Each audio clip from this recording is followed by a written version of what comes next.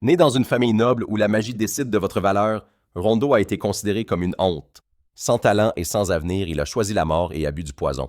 Mais au lieu de mourir, il a éveillé l'unique magie du poison au monde. Désormais pourchassé par ceux qui craignent son pouvoir, chacun de ses pas est semé de tentatives d'assassinat. Quand le monde décide que vous ne devriez pas exister, que se passe-t-il lorsque la mort elle-même devient votre arme? Voyons voir.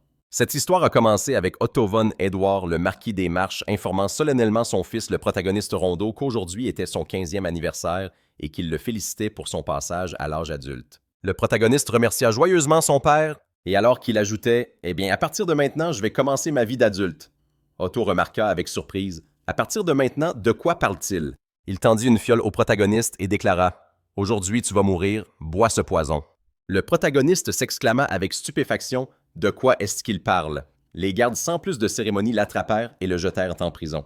Quelque temps plus tard, Félix, le futur chef de la famille Edgear et frère du protagoniste, arriva. Il demanda aux gardes comment allait le garçon. Les gardes répondirent « Tout s'est déroulé comme rapporté, sur les ordres de monsieur. » Lors, son jeune frère, monsieur Rondo, s'est empoisonné et a mis fin à ses jours.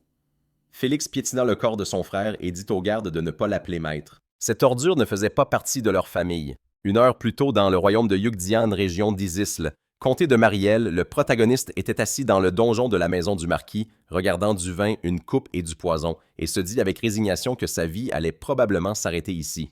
Il était très contrarié. Il n'avait que 15 ans. Il n'était même jamais sorti avec une fille. Mélangeant le vin et le poison dans la coupe, il se dit sarcastiquement « Je n'ai qu'à boire ça et mourir, c'est bien ça. » Il se demandait comment il en était arrivé là. Pourquoi non, il était condamné à ça depuis sa naissance? Dans ce pays, deux choses comptent pour un noble, la naissance et le talent magique. Sa mère était la concubine de Marisotto, une servante de cette maison. Il était né dans une famille noble, mais en tant qu'enfant illégitime, il avait été un enfant non désiré depuis le tout début. Il a un frère et une sœur plus âgés, les enfants de l'épouse légitime, et un sang pur coule dans leurs veines. Même les chevaliers se sont réjouis quand Félix a acquis la marque de la magie de l'eau. De plus, tous ses parents étaient doués de talents magiques. Le sang et la magie, tout ce dont un noble avait besoin, il l'avait, mais son pouvoir magique à lui était nul. Lorsque l'inspecteur des attributs de magique l'a convoqué, on lui a parlé de la loi d'affinité. C'était une méthode pour déterminer la capacité magique. Et maintenant, ils allaient le tester. L'homme ajouta qu'il y avait deux façons de déterminer le talent magique. La première était la révélation divine, une marque magique. Ceux qui ont une affinité extrêmement élevée pour l'un des 4 éléments, le feu, le vent, l'eau ou la terre, portent la marque correspondante sur leur corps, mais ils n'en avaient aucune. Cependant, une marque magique n'est donnée qu'à quelques élus, donc c'était prévisible. Par conséquent, la deuxième méthode, qui détermine les capacités de la majorité, fut utilisée. Dans son cas, c'était probablement une perte de temps. D'abord, approchez votre main de la flamme. L'inspecteur lui montra comment faire et le protagoniste étendit docilement sa main au-dessus du feu. Il la retira immédiatement en criant que c'était trop chaud. L'inspecteur en conclut qu'il n'avait aucune affinité avec le feu. La main brûlée du protagoniste lui faisait mal. L'homme ajouta que c'était ainsi qu'il testait la compatibilité avec les 4 éléments. C'était la loi d'affinité.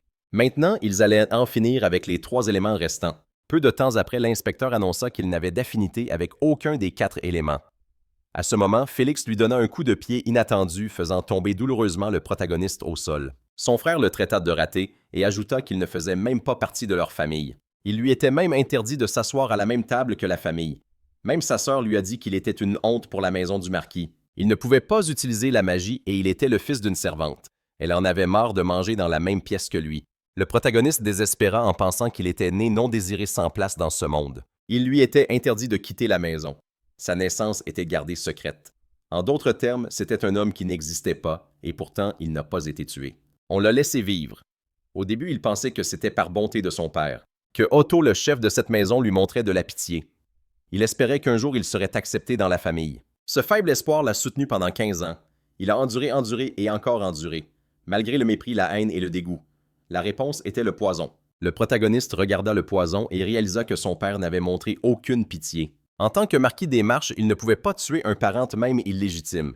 Cela aurait été honteux. Son père voulait simplement qu'il mette fin à ses jours de sa propre volonté à sa majorité. Uniquement pour cette raison, au nom de la fierté et de la réputation de la noblesse. Pendant 15 ans, il avait été gardé dans cette maison comme du bétail. Le protagoniste jura plusieurs fois de désespoir et but tout le poison d'un trait. Il posa la coupe sur la table et fut surpris de constater que rien ne lui arrivait. La surprise fut suivie de joie, donc ce n'était pas du poison. Soudain, il se mit à frissonner et à se tordre si violemment qu'il sentit que ses yeux allaient sortir de leurs orbites. Puis le protagoniste ressentit subitement une chaleur démente. Son dos le brûlait douloureusement, puis tout commença à le démanger. Il se demandait ce qui lui arrivait. Soudain, tout disparut et il ne sentit plus qu'une douce chaleur dans son dos. Quelque chose qui émettait une faible lueur. Une voix du système l'informa qu'il avait appris la magie du poison et qu'il était en train de neutraliser le poison dans son corps. Peu de temps après, la voix l'informa que c'était terminé. Le poison affaiblissant était maintenant disponible. Le protagoniste s'écouta avec surprise et pensa perplexe. La magie du poison. Il se souvint des chevaliers voyant la marque de magie de l'eau sur le dos de Félix et se demanda si lui aussi avait développé quelque chose. En enlevant sa chemise, il réalisa que ses soupçons étaient confirmés. Une marque de magie du poison ornait son dos. Le protagoniste se demanda pourquoi elle était sur son corps. Comme l'inspecteur le lui avait dit, la première étape pour maîtriser la magie est le contact avec celle-ci. Mais la loi de la parenté ne peut pas détecter les capacités magiques en dehors des 4 éléments. En dehors des systèmes magiques, voilà tout. Par conséquent, il n'avait lui-même pas connaissance de ses capacités. Sa prédisposition était le poison. Il ne l'aurait jamais su s'il n'avait pas bu le poison. Le protagoniste eut un petit rire et pensa « Pas de brûlure, pas de projectile, mais de l'empoisonnement. Merci à mon père pour ce choix », pensa joyeusement le protagoniste. Sa vie n'est pas encore finie, mais comment peut-il s'échapper maintenant? Il n'y a pas de temps. Il ne sait pas quand ils viendront inspecter son corps. Même s'il bat les gardes, le domaine est rempli de gardes en patrouille. S'il était repéré, toute sa famille essaierait de le tuer. Tout le monde dans cette famille était un génie de la magie. Il serait tué sur le champ dans un combat. Même avec la magie du poison, il ne pouvait utiliser qu'un poison affaiblissant à action lente. Il ne pourrait pas leur faire face. Il prit une profonde inspiration et se dit que tout cela était inutile. Il ne voyait aucun moyen de s'échapper. Soudain, une idée lui vint. S'échapper, poison affaiblissant. C'est ça. S'il ne pouvait pas s'enfuir, il quitterait la pièce ouvertement. Seulement, il ne savait pas si ça marcherait, mais c'était sa seule chance et il devait la saisir maintenant. Quand Félix vint vérifier son corps, le protagoniste gisait immobile sans respirer. Son frère lui marcha dessus et dit qu'il pensait que Ronde ferait semblant de boire le poison pour tenter de s'échapper. S'était-il trompé? Bon, ce sang immonde qui faisait honte à leur maison avait enfin disparu. Il était sur le point de partir, mais s'arrêta et jeta un autre long regard au protagoniste. Il n'aimait pas son visage. Il était trop calme pour quelqu'un qui était mort dans d'atroces souffrances. Ça l'agaçait. Il ne faisait pas semblant d'être mort. N'est-ce pas? Félix activa son signe magique et invoquant la magie de l'eau. Un canon à lame projeta un puissant flux de pouvoir sur le protagoniste. Maintenant, tout son corps était couvert de blessures et d'écorchures, mais il ne montrait toujours aucun signe de vie. Son corps tout entier saignait. Félix ne remarqua aucun changement. On aurait dit qu'il était vraiment mort. Le garçon ordonna aux gardes d'emmener le corps au cimetière commun avec les cendres de sa mère, qu'on se débarrasse d'eux ensemble. Les gardes lui rapportèrent qu'ils feraient tout avec précision et saisissant le protagoniste, ils emportèrent son corps. Du sang coulait de ses mains. Félix arrêta les gardes et dit qu'il ne pouvait pas laisser le cadavre ensanglanté tacher toute la maison. Aussi dégoûtant que ce soit, il allait devoir le soigner. Il guérit son corps, le sang cessa de couler et Félix autorisa finalement les gardes à emporter le corps du protagoniste. En quittant le donjon, Félix soupira lourdement, disant qu'il était temps de retourner aux affaires. Être le prochain chef de la maison n'était pas facile.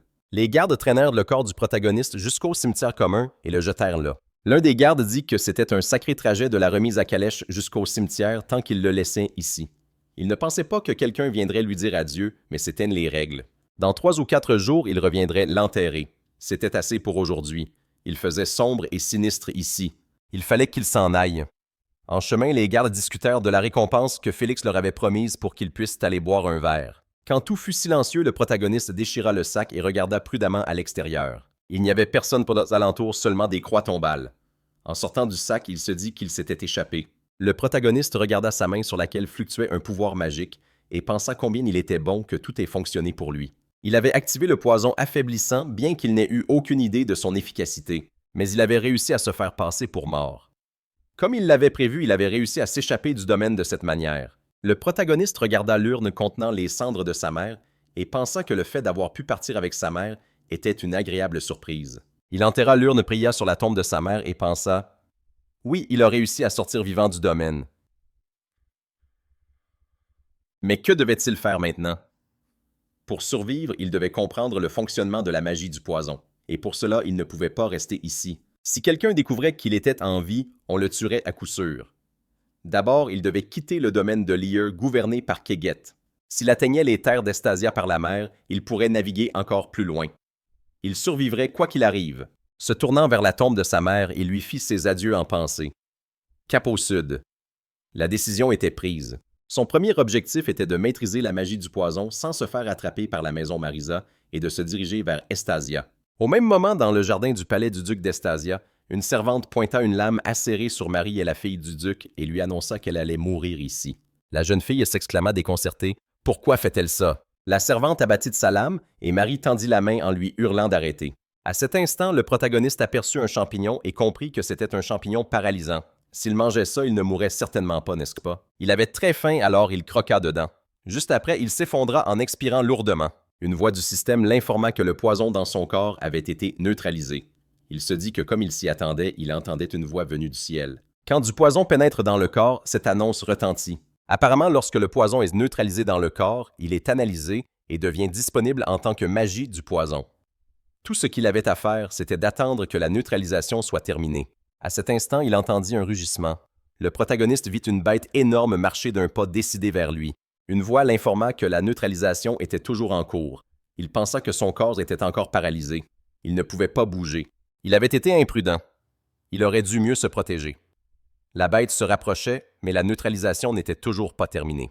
Le protagoniste l'implora mentalement de se dépêcher, sinon il n'allait pas s'en sortir. Le monstre s'approcha tout près de lui et s'apprêtait à lui mordre le cou dévoilant ses énormes crocs. Mais à cet instant, quelque chose se produisit et la bête tomba raide morte. Les yeux du protagoniste s'écarquillèrent d'incompréhension. Qu'est-ce qui se passait? Soudain, un serpent à 2 têtes apparut de derrière le loup, sa 2e tête se cramponnant au corps de la bête. Le protagoniste choqué pensa « La tête droite sécrète un venin mortel qui affaiblit sa proie, tandis que la gauche boit son sang. » Finalement, une voix annonça que la neutralisation était terminée et que le poison paralysant était disponible. Le protagoniste se releva d'un bond et se mit rapidement en position de combat. Il pensa « C'est ce poison-là qui peut tuer un loup Vanita. À l'avenir, il aura besoin d'un poison capable de porter un coup fatal. » Ça vaut la peine de l'obtenir, mais il ne peut pas se faire mordre alors qu'il est paralysé par le poison. Le serpent lui sucera le sang et il mourra. Est-ce que le poison paralysant qu'il vient de maîtriser pourra arrêter les mouvements du serpent? S'il pouvait extraire le venin à temps et se l'administrer dans un endroit sûr, il pourrait y arriver. De toute façon, il n'avait nulle part où battre en retraite. La falaise était derrière lui. Il devait agir maintenant. Il activa le poison paralysant et le dirigea vers le serpent. Sa puissance fit instantanément noircir les fruits qui pendaient à un arbre voisin. Quelque temps plus tard, Ron arriva à Crane, la capitale du duché d'Asia, et se rendit à la guilde. Une administratrice surprise nommée Lisa lui posa de nouveau la question. « Une inscription d'aventurier. » Il confirma qu'elle avait bien compris. Elle lui demanda de lui montrer sa plaque d'identité. Le protagoniste s'exécuta et Lisa examina la carte avant de demander « Ron, c'est bien ça. » Elle vérifia tout et lui rendit sa carte personnelle. Il se dit que ce serait une bonne idée de changer de nom pour ne pas se dévoiler, mais comme son nom était lié à la tablette spirituelle du temple, un pseudonyme ne fonctionnerait pas. Seul son nom était enregistré, donc personne ne devinerait qu'il venait de la maison du marquis. Dans ce monde, le nom de Ron était courant. Lisa lui demanda quelle classe il choisirait. Le protagoniste répondit « Rôdeur spécialisé dans les compétences liées au poison », s'exclama la jeune femme. S'exclama la « Wow, c'est tellement rare !» Il lui demanda un peu penaud « Vraiment ?» Ron pensa « Impossible de dire que je suis un mage du poison. C'est trop évident. » Lisa répondit « Alors c'est le moment de se faire de l'argent. » Le protagoniste fut surpris. Sérieusement. La jeune femme lui chuchota que c'était vrai. Les prix des herbes vénéneuses et des antidotes avaient grimpé en flèche. Surtout s'il s'agissait d'un antidote non disponible dans le duché. Il payait très cher pour ça. Il demanda perplexe « Pourquoi ça? » La réceptionniste rit et dit « Ça, c'est une autre histoire. » Le protagoniste pensa « Elle ne me le dira pas, hein? » Lisa lui souhaita beaucoup de succès en tant qu'aventurier et bonne chance. En partant, le protagoniste pensa avec appréhension que devenir trop célèbre serait un problème, mais que s'il rencontrait quelqu'un de la maison Marisa au combat, il lui faudrait un poison assez puissant pour riposter. Il décida de collecter discrètement des poisons pour le moment. À ce moment-là, un aventurier qui passait par là dit à son camarade « Ce duché est une véritable aubaine. Il suffit de leur apporter des poisons et on est payé. Il n'y a rien de plus simple. » Le protagoniste, se souvenant des paroles de Lisa à propos d'une autre histoire, pensa « Maintenant, je comprends pourquoi la réceptionniste hésitait. Ça a un rapport avec le duc. » Il s'est tourné vers l'aventurier et lui montrant la pièce lui a demandé s'il pouvait lui en dire plus sur les poisons. Quelque temps plus tard, une sélection se tenait sur les terres du manoir du duc. Un soldat du duché d'Estasia, nommé Lang, cria d'une voix forte « Suivant ». Quelques minutes plus tard, il dit « Celui-ci a déjà été vu. Dites-lui de revenir plus tard. Fall. » L'apprenti du médecin personnel du duc demanda avec irritation au candidat « Qu'est-ce que c'est que ça, un somnifère? » « Est-ce qu'il croit qu'on peut nous avoir si facilement? » grogna Lannes. « Ce ne sont que des escrocs. Bon sang! » Le chevalier l'informa qu'il restait un dernier candidat. Le soldat lui ordonna de le laisser passer. En attendant, Lannes bâilla et dit « Plus de 100 personnes sont venues et pas une seule de convenable. Il va falloir trouver d'autres guérisseurs. » Fall lui répondit qu'il n'y avait aucun guérisseur sur leur terre capable d'aider. Le soldat dit d'un air songeur « Il leur faut donc quelqu'un de plus renommé. » Fall l'assura qu'il cherchait déjà bien entendu, mais que cela prendrait au moins 1 mois pour arriver depuis d'autres territoires. Lannes se demanda tristement si la princesse pourrait tenir aussi longtemps. Le dernier candidat était un certain Ron, un maître des poisons, nouvel aventurier dans cette ville. On disait qu'il avait une bonne connaissance des poisons. Fall fit remarquer que même s'il ne fallait pas trop en attendre, il avait probablement apporté une sorte de décoction d'herbe d'aspiria ou autre chose du genre. À ce moment, le protagoniste s'approcha d'eux, se présenta et ajouta qu'il était enchanté de faire leur connaissance. Lanley coupa « Assez de blabla. Qu'est-ce que tu sais faire? » Le protagoniste pensa que c'était peut-être sa chance. L'aventurier lui avait dit qu'il semblait que la fille du duc avait été empoisonnée et que son état s'aggravait. Le duc cherchait désespérément un remède ou un artefact pour la sauver. Le protagoniste décida de se placer sous la protection de quelqu'un pour échapper à la maison du marquis. S'il guérissait la fille du duc, peut-être que ce dernier pourrait l'aider, mais il devait faire attention. Ron dit à Lannes qu'il avait une question. L'information qu'il s'apprêtait à donner était un poison mortel qui pourrait le détruire si le secret n'était pas gardé. Si je parviens à guérir la fille du duc, pourrais-je compter sur la protection de la maison ducale? Le soldat pensa avec surprise. Encore un charlatan qui essaie de faire monter les enchères, hein? Il répondit qu'il ne pouvait rien lui promettre. Mais l'amour que tout parent porte à son enfant est le même, alors ça te va. Le protagoniste répondit « Oui, ça me suffira pour l'instant. » Alors faites préparer quelqu'un sur qui je puisse tester mon poison. Quand on le ramena le criminel, le protagoniste activa sa compétence et l'homme tomba au sol pris de convulsions. « Il doit souffrir le martyre !» s'exclama Lannes surpris. « Que se passe-t-il? Il allait très bien il y a un instant. » Fall, surveillant de près l'état du criminel, dit qu'il l'avait vu faire quelque chose. Mais quoi au juste, le criminel ligoté et paralysé émettait des sons inarticulés. L'en demanda d'un ton menaçant au protagoniste quel était son but. Il ne savait pas quel était son tour de passe-passe, mais s'il voulait vendre ce poison, il le lui achèterait. Le protagoniste répondit comme il l'avait dit depuis le début qu'il exigeait de la sécurité en échange d'un antidote pour la fille du duc. Le soldat dit que c'était impossible. Après un tour aussi suspect, il ne le laisserait pas approcher la princesse. Le protagoniste rétorqua « Alors je vais vous prouver que je peux la guérir. Mais si vous voyez cette preuve, vous deviendrez complice. Êtes-vous prêts à cela? » Lannes et Fall, perplexes, observaient son expression sérieuse et déterminée. Le soldat gêné dit d'un ton amical « Tu te la joues encore. Allez, montre-nous ton tour si Fall est d'accord. » L'apprenti du médecin l'assura qu'il n'y avait aucun problème. Le protagoniste enleva sa chemise et leur tourna le dos. Lannes s'empressa de dire qu'il n'était pas qualifié pour juger de telles choses. Fall, les yeux rivés sur le dos du protagoniste, s'exclama avec surprise. « Un symbole magique mais en forme de dragon. Je n'ai jamais entendu parler d'une chose pareille. » Le protagoniste toucha le criminel et activa la magie de l'antidote affaiblissant le poison. Le symbole magique sur son dos brilla d'une lumière éclatante et Lannes s'exclama déconcerté « Le visage du dragon a bougé. » Le criminel vivant et sain et sauf s'assit sur le sol et dit avec soulagement « Je suis sauvé. » Il avait cru sa dernière heure arriver. Lannes éclata de rire émerveillé et s'exclama « C'est incroyable! » Ron lui expliqua qu'il possédait un système non magique et qu'il souhaitait se rendre utile au plus vite. « Puis-je voir le duc maintenant? » Lannes obtempéra et le protagoniste rencontra le duc Tadden von Estacia. L'homme observa son symbole et dit d'un air amusé « La forme de dragon du symbole magique, tout comme on me l'a décrit. » Le duc ajouta qu'on lui avait dit qu'il possédait la magie du poison et qu'il devait lui en dire plus. Le protagoniste répondit qu'il pouvait contrôler un poison qu'il avait lui-même ingéré une fois. Il était aussi capable de neutraliser les poisons qu'il avait maîtrisés. Tadden gloussa et dit que le poison utilisé sur sa fille était resté sur le couteau de l'assaillant. « Si je l'absorbe, pourrais-je guérir Marie? » Le protagoniste répondit « Très probablement. » Mais il ne s'était que récemment éveillé à ce pouvoir et ne connaissait pas ses limites. Tadden réfléchissait avec mécontentement et incertitude. Mais si les autres guérisseurs n'étaient pas fiables, au moins, celui-ci avait une chance. Il a demandé à Rhonda s'il voulait la protection de leur maison. Le protagoniste lui répondit « Exactement, laissez-le faire. » Malgré son impudence à lui dire ouvertement qui il était. Le duc ayant écouté attentivement son histoire dit « Je comprends. Non seulement il possédait un système non magique, mais il était aussi membre de la maison du marquis Édouard. Il leur demandait donc de risquer une querelle avec la maison du marquis. Le protagoniste était un peu contrarié par sa réponse. Il pensait que ce serait grave s'il refusait. À voix haute, il dit « Non, ce n'est pas ça ». Il leur suffit de l'héberger temporairement. Dès qu'il gagnera en puissance, il quittera le pays pour ne pas leur causer de problème. Le duc réfléchit intensément. Le protagoniste se demanda avec inquiétude s'il avait bien répondu. Un seul faux pas et il pourrait être livré à sa famille, ou même exécuté en tant que dangereux porteur de magie empoisonnée. Finalement, après un long silence, Faden dit « Très bien, je le prends sous ma protection, alors qu'il sauve ma fille et qu'il guérisse Marie. Il est probablement le seul capable de ça. » Le protagoniste le regarda avec soulagement et l'assura qu'il ferait de son mieux. Land lui donna une lame et dit « Voici le couteau utilisé pour attaquer Dame Marie. » Le poison sur la lame avait déjà séché, mais il était toujours là. Le protagoniste répondit qu'il comprenait. D'abord, il allait absorber le poison de la manière habituelle. Il allait probablement s'évanouir et leur serait donc reconnaissant de le porter jusqu'à son lit. L'Inde l'assura de ne pas s'inquiéter. Il y avait une chambre d'amis pour lui et il l'y installerait. Le protagoniste regarda attentivement la lame et se demanda si ce poison que personne n'avait pu neutraliser était vraiment sans danger à absorber.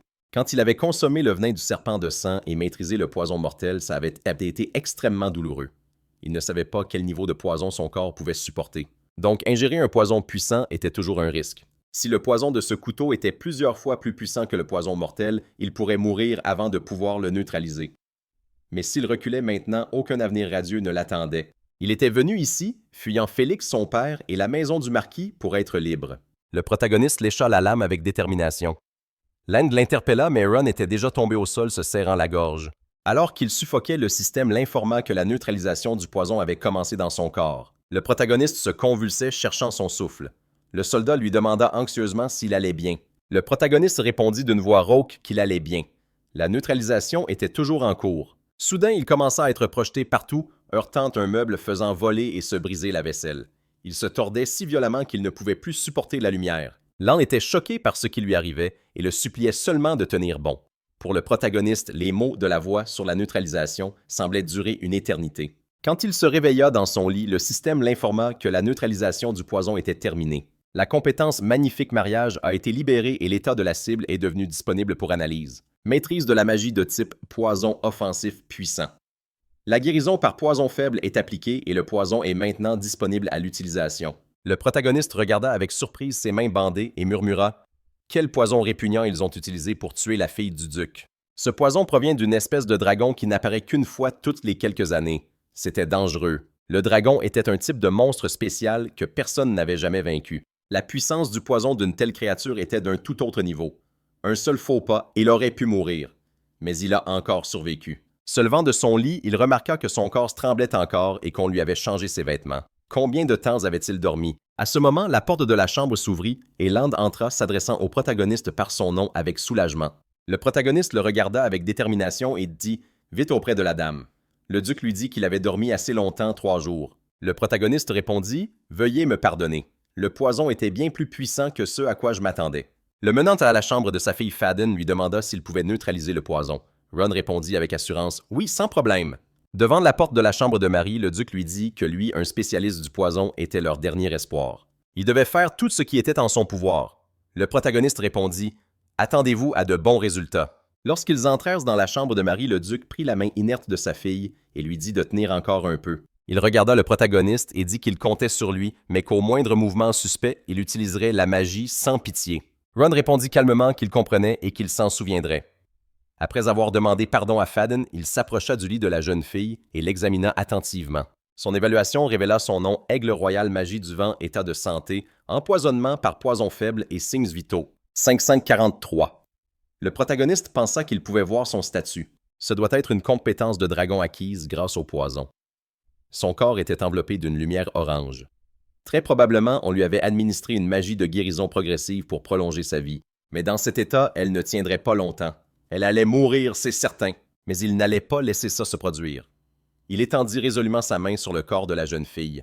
Il se dit que le poison sur le couteau provenait d'une espèce de dragon appelé le dragon pourpre. Seul le venin de dragon vert pouvait le neutraliser.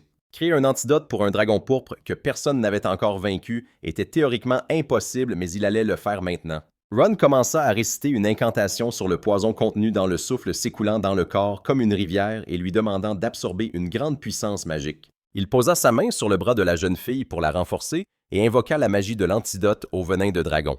Il se mit à trembler et il réalisa que la neutralisation lui avait coûté plus de la moitié de sa puissance magique. S'il investissait plus de magie pour améliorer l'effet, il commencerait à souffrir d'épuisement magique. Mais il ne pouvait pas échouer ici. Il consacrerait toute sa puissance magique pour sauver Marie. Il s'agenouilla affaibli et chanta « Toute ma magie ». La jeune fille poussa un hurlement et tourna la tête. Le contact du protagoniste émit une aura sombre indiquant qu'il avait vraiment dépensé toute sa puissance magique et qu'il était maintenant au bord de l'épuisement. Le duc hurla le nom de sa fille et se protégea de l'énergie lourde et oppressante. Quand tout se calma, il retira sa main de son visage et vit le protagoniste épu. Il a demandé des informations sur sa santé et le système lui a indiqué que Marie était en excellente santé avec un niveau de vitalité de 1743. Le protagoniste s'est levé à sourire et s'est dit que ça avait marché. Il l'avait guéri. Tatin s'est approché de sa fille, lui a pris la main et l'a regardée attentivement. La jeune fille a lentement ouvert les yeux et s'est tournée vers son père. La joie du duc était sans limite. Il a crié son nom avec enthousiasme et a remercié Dieu pour cette réussite. Elle a regardé le protagoniste avec surprise et la poigne de son père s'est resserrée sur sa main. Ron s'est retourné pour partir. Batten s'est tourné vers lui et l'a de nouveau remercié. Il a ajouté qu'à partir de maintenant, il vivrait ici en tant qu'invité d'honneur. Le protagoniste l'a remercié. Il pensait qu'un invité d'honneur était une sorte de pensionnaire accueilli comme un sage ou un guerrier. Après un moment, le duc lui a dit que s'il devait recevoir une protection, il valait mieux faire preuve de transparence. S'ils agissaient ouvertement à la maison, Maris aurait peur de prendre la moindre initiative. Mais pour l'accepter comme invité d'honneur, il voulait qu'il fasse quelque chose. Le protagoniste lui a demandé de quoi il s'agissait. Vaden lui a répondu qu'il pourrait vivre librement et sans contrainte, mais qu'il voulait qu'il retrouve ceux qui avaient organisé la tentative d'assassinat sur sa fille. Ce serait sa mission en tant qu'invité d'honneur libre de ses mouvements. En sortant du bureau, le protagoniste s'est ébouriffé les cheveux et a dit « Facile à dire ». Les deux servantes ont été surprises de le voir. L'une d'elles a demandé à l'autre s'il était un invité d'honneur. La seconde a répondu « C'est la première fois que le duc accueille quelqu'un comme invité, n'est-ce pas? » Le protagoniste a bâillé et a fait remarquer « J'ai tellement sommeil ». À ce moment-là, Marie lui a dit de ne pas être aussi négligée. Ron l'a regardé d'un air penaud et a déclaré « Je deviendrai plus fort pour protéger ma maîtresse ». La jeune fille a ri gentiment et lui a dit qu'elle attendrait ça avec impatience. Quelque temps après, le jeune couple est sorti dans le jardin. Le protagoniste s'est exclamé avec admiration. « Déjà têteuse, pourtant. Pas étonnant que la villa de la maison ducale d'Anastasia soit si luxueuse. » Marie a ri et lui a dit « Il est temps pour nous de commencer notre entraînement magique. Il y a un endroit approprié derrière le domaine. Allons-y. » Le protagoniste a accepté et ils se sont mis en route vers cet endroit. Elle l'a conduit jusqu'à une clairière entourée d'arbres et lui a dit qu'ici, il pourrait pratiquer sa magie à sa pleine puissance sans craindre les regards indiscrets. La jeune fille s'est tournée vers lui et lui a demandé s'il pouvait lui montrer sa magie. Il a répondu qu'il avait compris. Prenant position, le protagoniste a tendu la main et a invoqué un poison sphérique mortel doté d'une immense puissance magique. Un cercle magique est apparu devant lui formant un amas de magie empoisonnée. Ron a activé la magie du dragon empoisonné explosif et a projeté la boule de magie droit sur l'arbre. Lorsque l'amas a heurté l'arbre, une explosion s'est produite et l'arbre s'est brisé à la base. Marie s'est exclamée stupéfaite. « C'est incroyablement puissant. » Il a ajouté « Non seulement c'est une attaque magique puissante, mais elle répand aussi du poison aux alentours lors de l'impact. C'est une magie plutôt sinistre. » La jeune fille a fait remarquer qu'il serait absolument impossible de pratiquer une telle chose dans le manoir. Marie a touché le poison magique restant avec un bâton et a dit avec surprise « On dirait que ça dissout les objets. » Si on avait été dans le manoir, le sol se serait certainement effondré. Le protagoniste a dit qu'il allait essayer de changer le type de poison. Marie a agité le bâton à moitié dissous et a souri. « Très bien fait ce que tu veux autant que tu veux. » Le protagoniste a fait comme elle disait et a continué son entraînement. Il a essayé diverses méthodes et la jeune fille observait attentivement chacun de ses mouvements. Puis elle se souvint de ses paroles quand il avait dit qu'il deviendrait plus fort pour la protéger et ses joues sans pourpraire de gêne.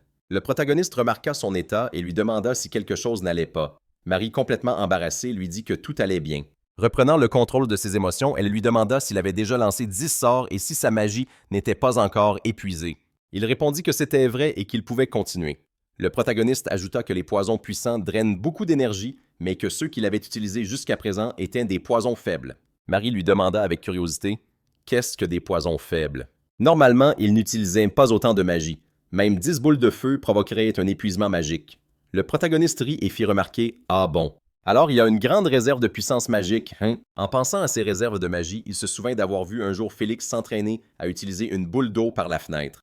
Quand son frère atteignit la cible, les chevaliers s'exclamèrent avec joie « Touché ». Sa sœur se tourna vers Félix et lui demanda de la laisser essayer. Il se demanda alors s'il avait un talent pour la magie. Marie le regarda attentivement et lui demanda ce qui se passerait s'il utilisait le poison le plus puissant. Le protagoniste arraché à ses souvenirs la regarda d'abord avec perplexité, puis répondit « Je ne sais pas, je n'ai pas essayé. Peut-être que je devrais essayer. » Ron se concentra, lança d'abord un sort de protection sur Marie et tendit les mains vers l'avant. Fermant les yeux, il pensa « Je ne suis plus le même maintenant. » Avec la magie de poison la plus puissante connue sous le nom de poison du dragon dans ses mains, il pouvait invoquer la magie empoisonnée du dragon, le dragon pourpre. À cet instant, une force en forme de dragon jaillit du cercle magique et s'élança vers l'avant à son appel. Le dragon s'enroula en un symbole magique et traversa toute la forêt laissant une traînée calcinée derrière lui. Marie cria d'horreur et couvrit sa bouche avec ses mains, incapable d'en croire ses yeux. Une clairière calcinée s'étendait devant eux. Il se tourna vers elle et déclara « Je ferai en sorte que personne ne puisse me vaincre. » Marie rit nerveusement et dit « Avec un tel pouvoir, ça semble invincible. » Le protagoniste regarda de nouveau autour de lui et pensa « Je dois tester cette magie empoisonnée encore plus. » La jeune fille lui dit qu'il y avait des monstres loin de la villa et qu'il devait donc être prudent. Le protagoniste répondit avec un sourire. Il la comprenait. Il irait là-bas pour un moment. En chemin vers les monstres, Ron pensa « Marie dit que je peux vaincre n'importe qui, mais ce n'est pas si simple. » Après tout, le venin du dragon pourpre n'est accessible qu'à une élite des classes supérieures. Ils n'en étaient pas certains, mais la lame avec laquelle ils avaient essayé de tuer la jeune fille devait valoir une somme astronomique. Si quelqu'un prêt à payer une telle somme engageait un assassin, ce serait un adversaire redoutable. Et si les gens de la maison de son père le trouvaient et qu'il devait combattre son frère et sa sœur, ils ne lui laisseraient pas le temps de lancer un sort puissant comme le venin du dragon pourpre. Il devait donc mieux comprendre les subtilités de sa magie et apprendre à la contrôler. Et pour cela, il fallait de l'entraînement. Soudain, 3 gobelins croisèrent son chemin. Tous les 3 avaient une excellente santé.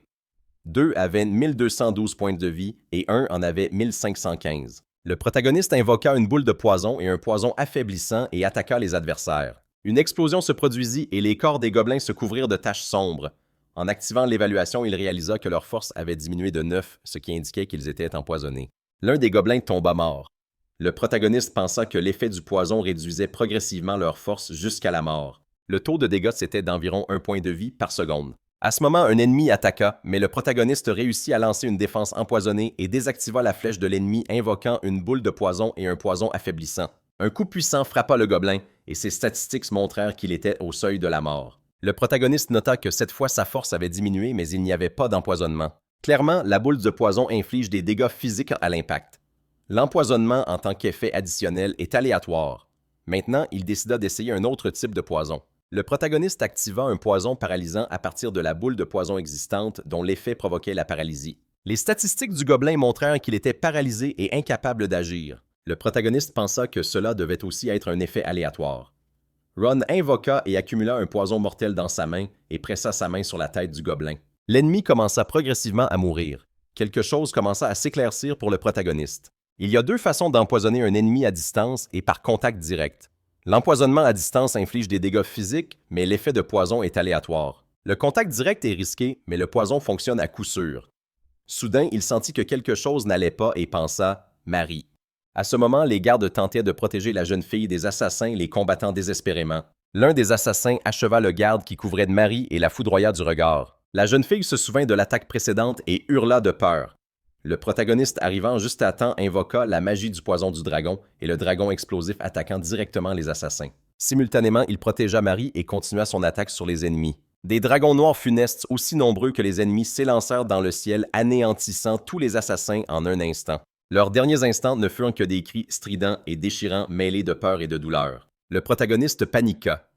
La jeune fille, quant à elle, n'en revenait pas qu'il ait invoqué une force si puissante lui sauvant la vie une fois de plus. Il vainquit 3 assassins et laissa une énorme marque au sol suite à son attaque. Marie était choquée par ce qui venait de se passer et ses mains tremblaient de peur. Ron s'approcha d'elle, posa sa main sur la sienne et lui dit que tout allait bien. Il la protégerait. Elle s'escalma, l'appela par son nom et pensa qu'il l'avait encore sauvée. Elle lui était redevable. Elle était en sécurité avec lui. Quelque temps plus tard, il se rendit au bureau de Baden et lui annonça que Dancer et Tenzer étaient très probablement les frères de Cognier. Il s'assit en face de lui et demanda s'ils étaient connus dans certains cercles. Il acquiesça et dit qu'ils étaient particulièrement célèbres parmi les tueurs à gages. Ils sont impitoyables, prêts à tuer même un bébé et possèdent un très haut niveau de furtivité. Sans lui, la situation aurait été critique. Mais heureusement, ils sont saufs. Si quelqu'un a pu engager ces trois-là, le cercle des suspects se resserre considérablement. Le duc dit qu'il était heureux d'avoir pu aider. Le protagoniste répondit qu'il lui était à nouveau redevable. Le duc ajouta que même s'il cessait d'être un invité d'honneur et partait, il lui préparerait une somme d'argent qui lui permettrait de vivre plusieurs années. Le protagoniste demanda ce que cela signifiait. Le duc lui répondit de ne pas s'en inquiéter. Son réseau de renseignements n'a détecté aucun poursuivant ni aucun signe que la maison Édouard recherche activement quoi que ce soit. Chez la marquise, il semble croire qu'il a mis fin à ses jours en s'empoisonnant. S'il reste discret, ils ne le découvriront pas. Il pensa « Génial, je n'aurais plus à regarder constamment par-dessus mon épaule. Je suis enfin libre. » Mais s'il quittait la maison ducale maintenant... Le duc s'approcha de la fenêtre et dit que bien sûr il pouvait rester. « Chambre B. Ça, c'est franchement, à cause de Marie, c'est moi-même qui voudrais vous le demander. » Le protagoniste répondit qu'il y avait pensé aussi. Au moins jusqu'à ce que ce problème soit résolu, il voulait protéger la dame. Le duc dit que c'était une excellente nouvelle et que c'était très appréciable. De plus, après l'attaque des frères de Cognier, ils décidèrent d'engager un garde du corps supplémentaire pour mieux la protéger. Son nom est Amanda Magnaria, c'est une femme chevalier. Désormais, ils la protégeront tous les deux. Cela intéressa le protagoniste qui se dit que même si c'était une femme, son talent était indéniable. Elle est l'une des trois plus puissantes de l'ordre de la nuit. Elle a un caractère un peu tranchant, mais elle devrait pouvoir travailler avec lui.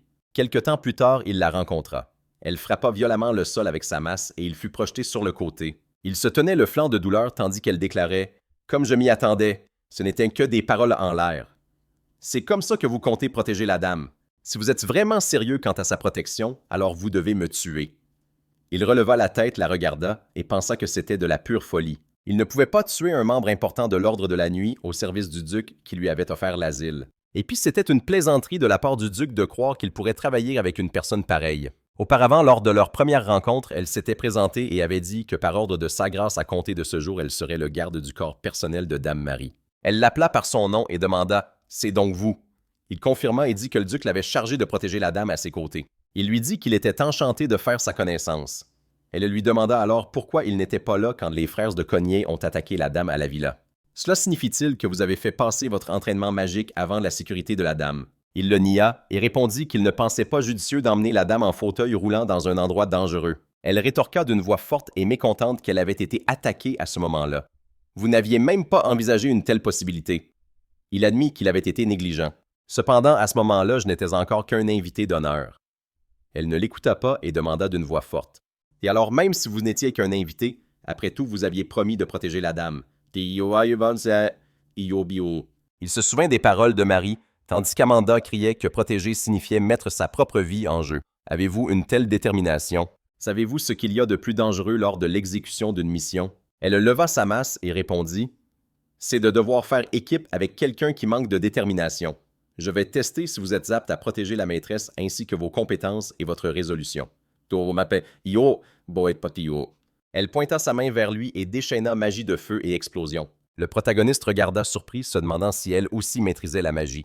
Il sauta sur le côté, pensant que ce serait dangereux si une telle attaque le touchait. Il n'eut pas le temps de finir sa pensée, qu'une explosion se produisit derrière lui et le frappa de plein fouet. Amanda, le visage grave, déclara d'une voix forte que c'était le terrain d'entraînement de l'ordre de la nuit. « Alors ne vous retenez pas. » Elle fut surprise en voyant une boule d'énergie jaillir du nuage de poussière soulevé par son attaque. Il pointa sa main vers elle et utilisa la compétence boule de poison poisonne mortelle. Elle passa sa main sur sa masse et utilisa la compétence imposition d'attribut.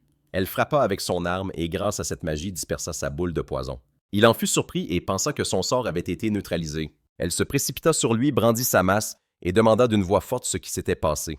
Elle frappa le sol de toutes ses forces, libérant son énergie et cria « C'est tout ce que tu as !»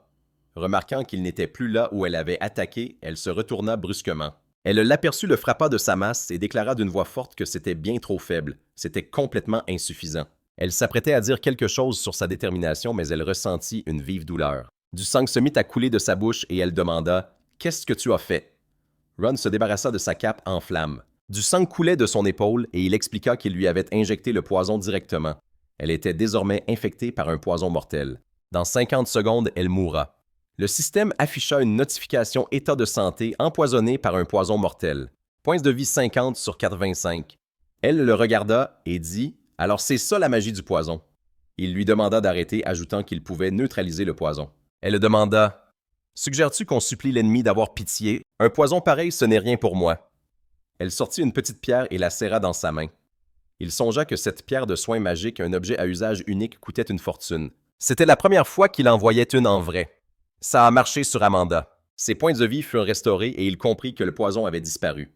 La pierre magique ne se contentait pas de supprimer les altérations d'état, elle restaurait aussi les points de vie. Combien est-ce que ça pouvait bien coûter? Amanda proposa de continuer le combat, mais ils détournèrent le regard en entendant Marie leur demander ce qu'ils faisaient ici. Amanda s'agenouilla aussitôt devant elle et Ron demanda si elle pouvait se tenir debout. Elle répondit que ses jambes allaient déjà bien, mais que là n'était pas la question. Élevant brusquement la voix, elle demanda comment ces gardes du corps pouvaient bien se battre entre eux. Amanda expliqua que ce n'était pas une querelle. Elle ne faisait que tester sa détermination. Marie déclara qu'en ce cas, ils devaient se serrer la main en signe de réconciliation. Ils se jetèrent un regard un peu contrarié, mais se serrèrent quand même la main. Elle en fut ravie et leur demanda « Alors vous allez vivre en paix maintenant. D'accord. » Elle exigea une réponse et ils acceptèrent en chœur. Elle ajouta « Bien. Mon père veut vous parler. Il semble qu'il ait découvert qui est derrière l'attentat contre ma personne. » Ils se rendirent dans le bureau où Tadden leur annonça qu'ils avaient enfin déterminé qui était derrière l'attentat contre Marie.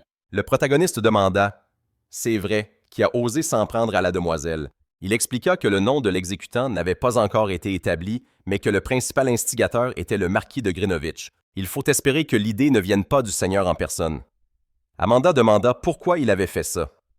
Se tenant près d'elle, Ron lui répondit que le marquis s'en prenait à un membre de la maison ducale. S'il agit à la légère, ça pourrait provoquer une scission dans le royaume. Tadden réfléchit un instant et dit qu'une menace empoisonnée allait peut-être maintenant peser sur lui aussi. Puis il se reprit « Enfin, peu importe pour moi. En cas de danger, je veux que vous la protégiez tous les deux. » Marie, l'air soucieuse, lui demanda de ne pas dire des choses aussi sinistres. Le protagoniste demanda alors ce qui se tramait. Il expliqua qu'une lutte de factions majeure faisait actuellement rage en Yugdia. Pour faire court, lui et Greenwich s'affrontaient sur des approches différentes d'une même stratégie politique. Le héros demanda ce qui leur faisait dire avec certitude que la maison Greenwich était derrière tout ça. Tadden répondit que cela avait été découvert grâce au rapport de leurs espions infiltrés dans leur rang. De plus, voici le couteau utilisé lors de la première attaque contre elle. Ce genre de lame n'est ni produit ni vendu sur les terres d'Estasia.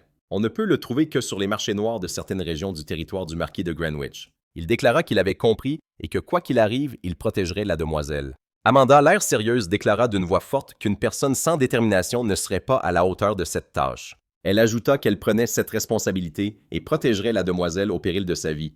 Ils échangèrent un regard contrarié et Tadden conclut qu'il comptait sur eux deux. Ils devaient travailler ensemble. Pour commencer, il y avait une fête la semaine suivante en l'honneur de son rétablissement. De nombreux invités étaient attendus. C'était une célébration et ils ne voulaient pas qu'elle soit gâchée, mais ils devaient rester sur leur garde. Quelque temps plus tard, le jour de la fête venue. Ron se rendit en ville avec des vêtements différents pour ne pas être reconnu et réfléchit au choix d'un cadeau. Un peu plus tôt, Amanda lui avait demandé d'une voix forte « C'est une fête en l'honneur du rétablissement de la demoiselle, n'est-ce pas? » Or, il n'avait pas préparé de cadeau. Il avait répondu qu'il devait rester à ses côtés en tant que garde du corps et qu'il n'avait pas le temps de courir les magasins. Elle lui montra une petite boîte décorée et dit qu'elle avait déjà préparé son cadeau. Il en fut surpris et lui demanda quand est-ce qu'elle avait bien pu trouver le temps. D'un ton de reproche, elle lui dit que négliger la fête sous prétexte de son travail était plutôt bas. En Astasia, tout le monde se doit d'offrir des cadeaux. La demoiselle attendait le sien avec impatience. Nerveux, il allait répliquer, mais elle soupira et ajouta qu'un seul garde du corps suffirait jusqu'à la fête de ce soir. Il devait trouver quelque chose d'ici là. En ce moment, il marchait en ville et pensait que c'était facile à dire. Mais qu'est-ce qu'il pouvait bien offrir? D'ailleurs, il avait emprunté ce chapeau pour cacher son visage, mais on aurait dit que ça ne faisait qu'attirer l'attention.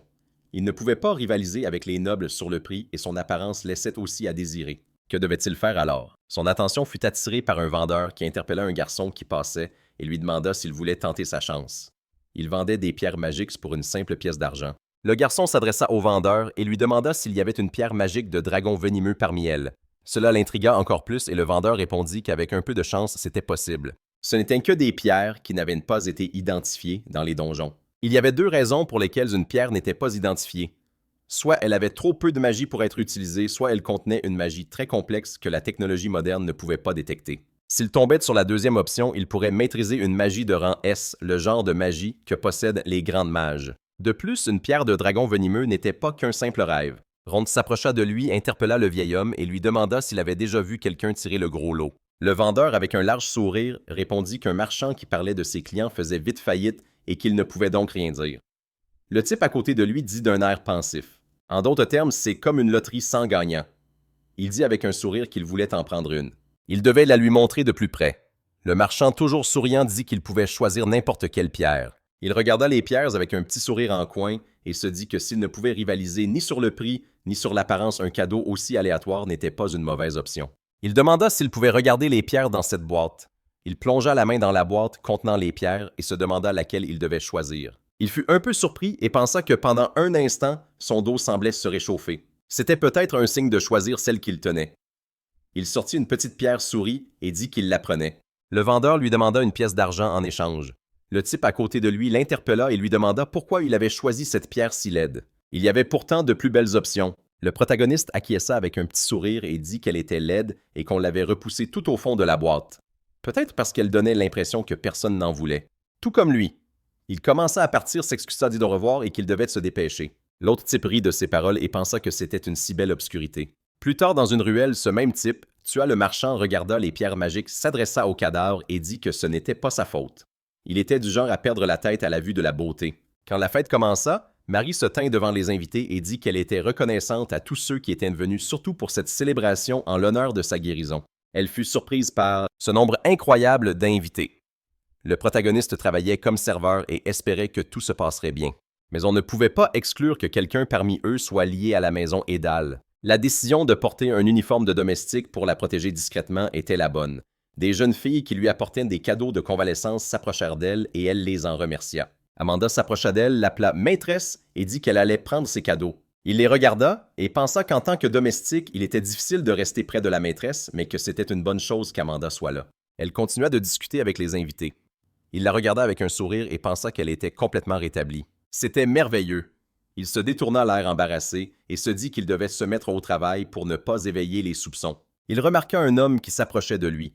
Ce dernier s'inclina puis le toisa d'un air arrogant et lui demanda « Tu étais en train de regarder Marie Pauvret ?» Il le nia, mais l'autre ne l'écouta pas et continua disant qu'un roturier avait failli le bousculer et osait en plus tomber amoureux d'elle.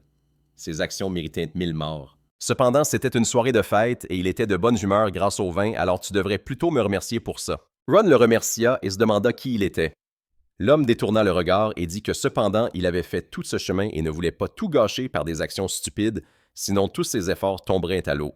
Il alla la voir et lui dit que ça faisait longtemps qu'ils ne s'étaient pas vus. Elle l'appela Randy et confirma que c'était bien vrai. Quelque temps plus tard, une fois la fête terminée, il regarda la salle vide et pensa qu'apparemment tout s'était déroulé sans incident. La demoiselle était en sécurité, il pouvait donc pousser un soupir de soulagement. Il la remarqua sur le balcon, l'air triste. Il s'approcha et lui demanda si quelque chose n'allait pas. Elle se tourna vers lui, sourit et répondit que ce n'était rien de spécial. Il devait être fatigué de jouer le rôle de domestique et de la protéger. Grâce à lui et à Amanda, elle avait passé une merveilleuse soirée. Elle le remercia et il répondit qu'il n'y avait pas de quoi. Elle regarda de nouveau au loin, l'appela par son nom et lui demanda s'il se souvenait de Randy qui était là aujourd'hui. Il répondit que oui et lui demanda si c'était un ami proche. Elle a dit que c'était son fiancé. Même si désormais ils étaient devenus très distants et que son futur mari changerait très probablement. Il était un peu nerveux à ce sujet et se demandait pourquoi il se sentait soulagé de savoir que son fiancé pouvait changer. Après tout, les mariages nobles sont si contraignants.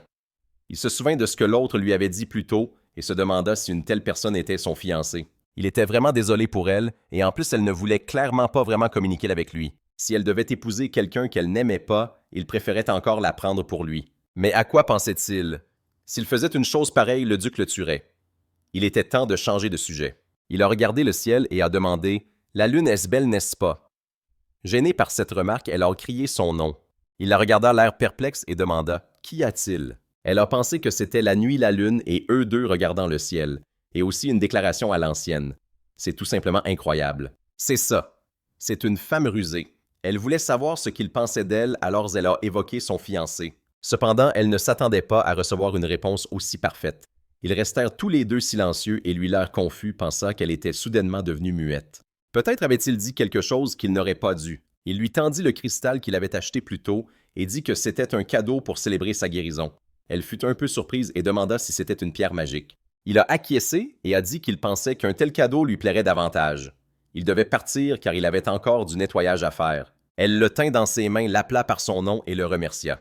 Avec une expression joyeuse sur le visage, elle dit qu'elle était très heureuse et qu'elle le chérirait. Quelques jours plus tard, au bureau, Fatin déclara que l'affaire approchait de son dénouement. Le protagoniste ne comprit pas et demanda ce qu'il voulait dire. Il expliqua que pour faire simple, ils avaient rassemblé toutes les pièces et les cartes pour acculer le marquis de Greenwich. Il ne restait plus qu'un dernier coup à jouer. Il s'apprêtait à poser une question, mais l'autre a dit que cela signifiait que l'ennemi était vraiment sous pression. Ils commenceraient probablement à agir de manière désespérée. Leur but n'était pas de tuer Marie, mais de la kidnapper. Ils connaissaient leur objectif. S'ils la mariaient à quelqu'un de la maison Greenwich, ils auraient une chance de revenir en force. Initialement, des fiançailles étaient prévues entre les maisons Greenwich et Estasia. Cependant, en raison de divergences politiques, il a rompu le contrat. Toutefois, il semblait qu'ils n'avaient pas abandonné l'idée de la marier. Il y réfléchit et demanda si leur but était de s'allier à Anastasia, pourquoi essayaient-ils de la tuer?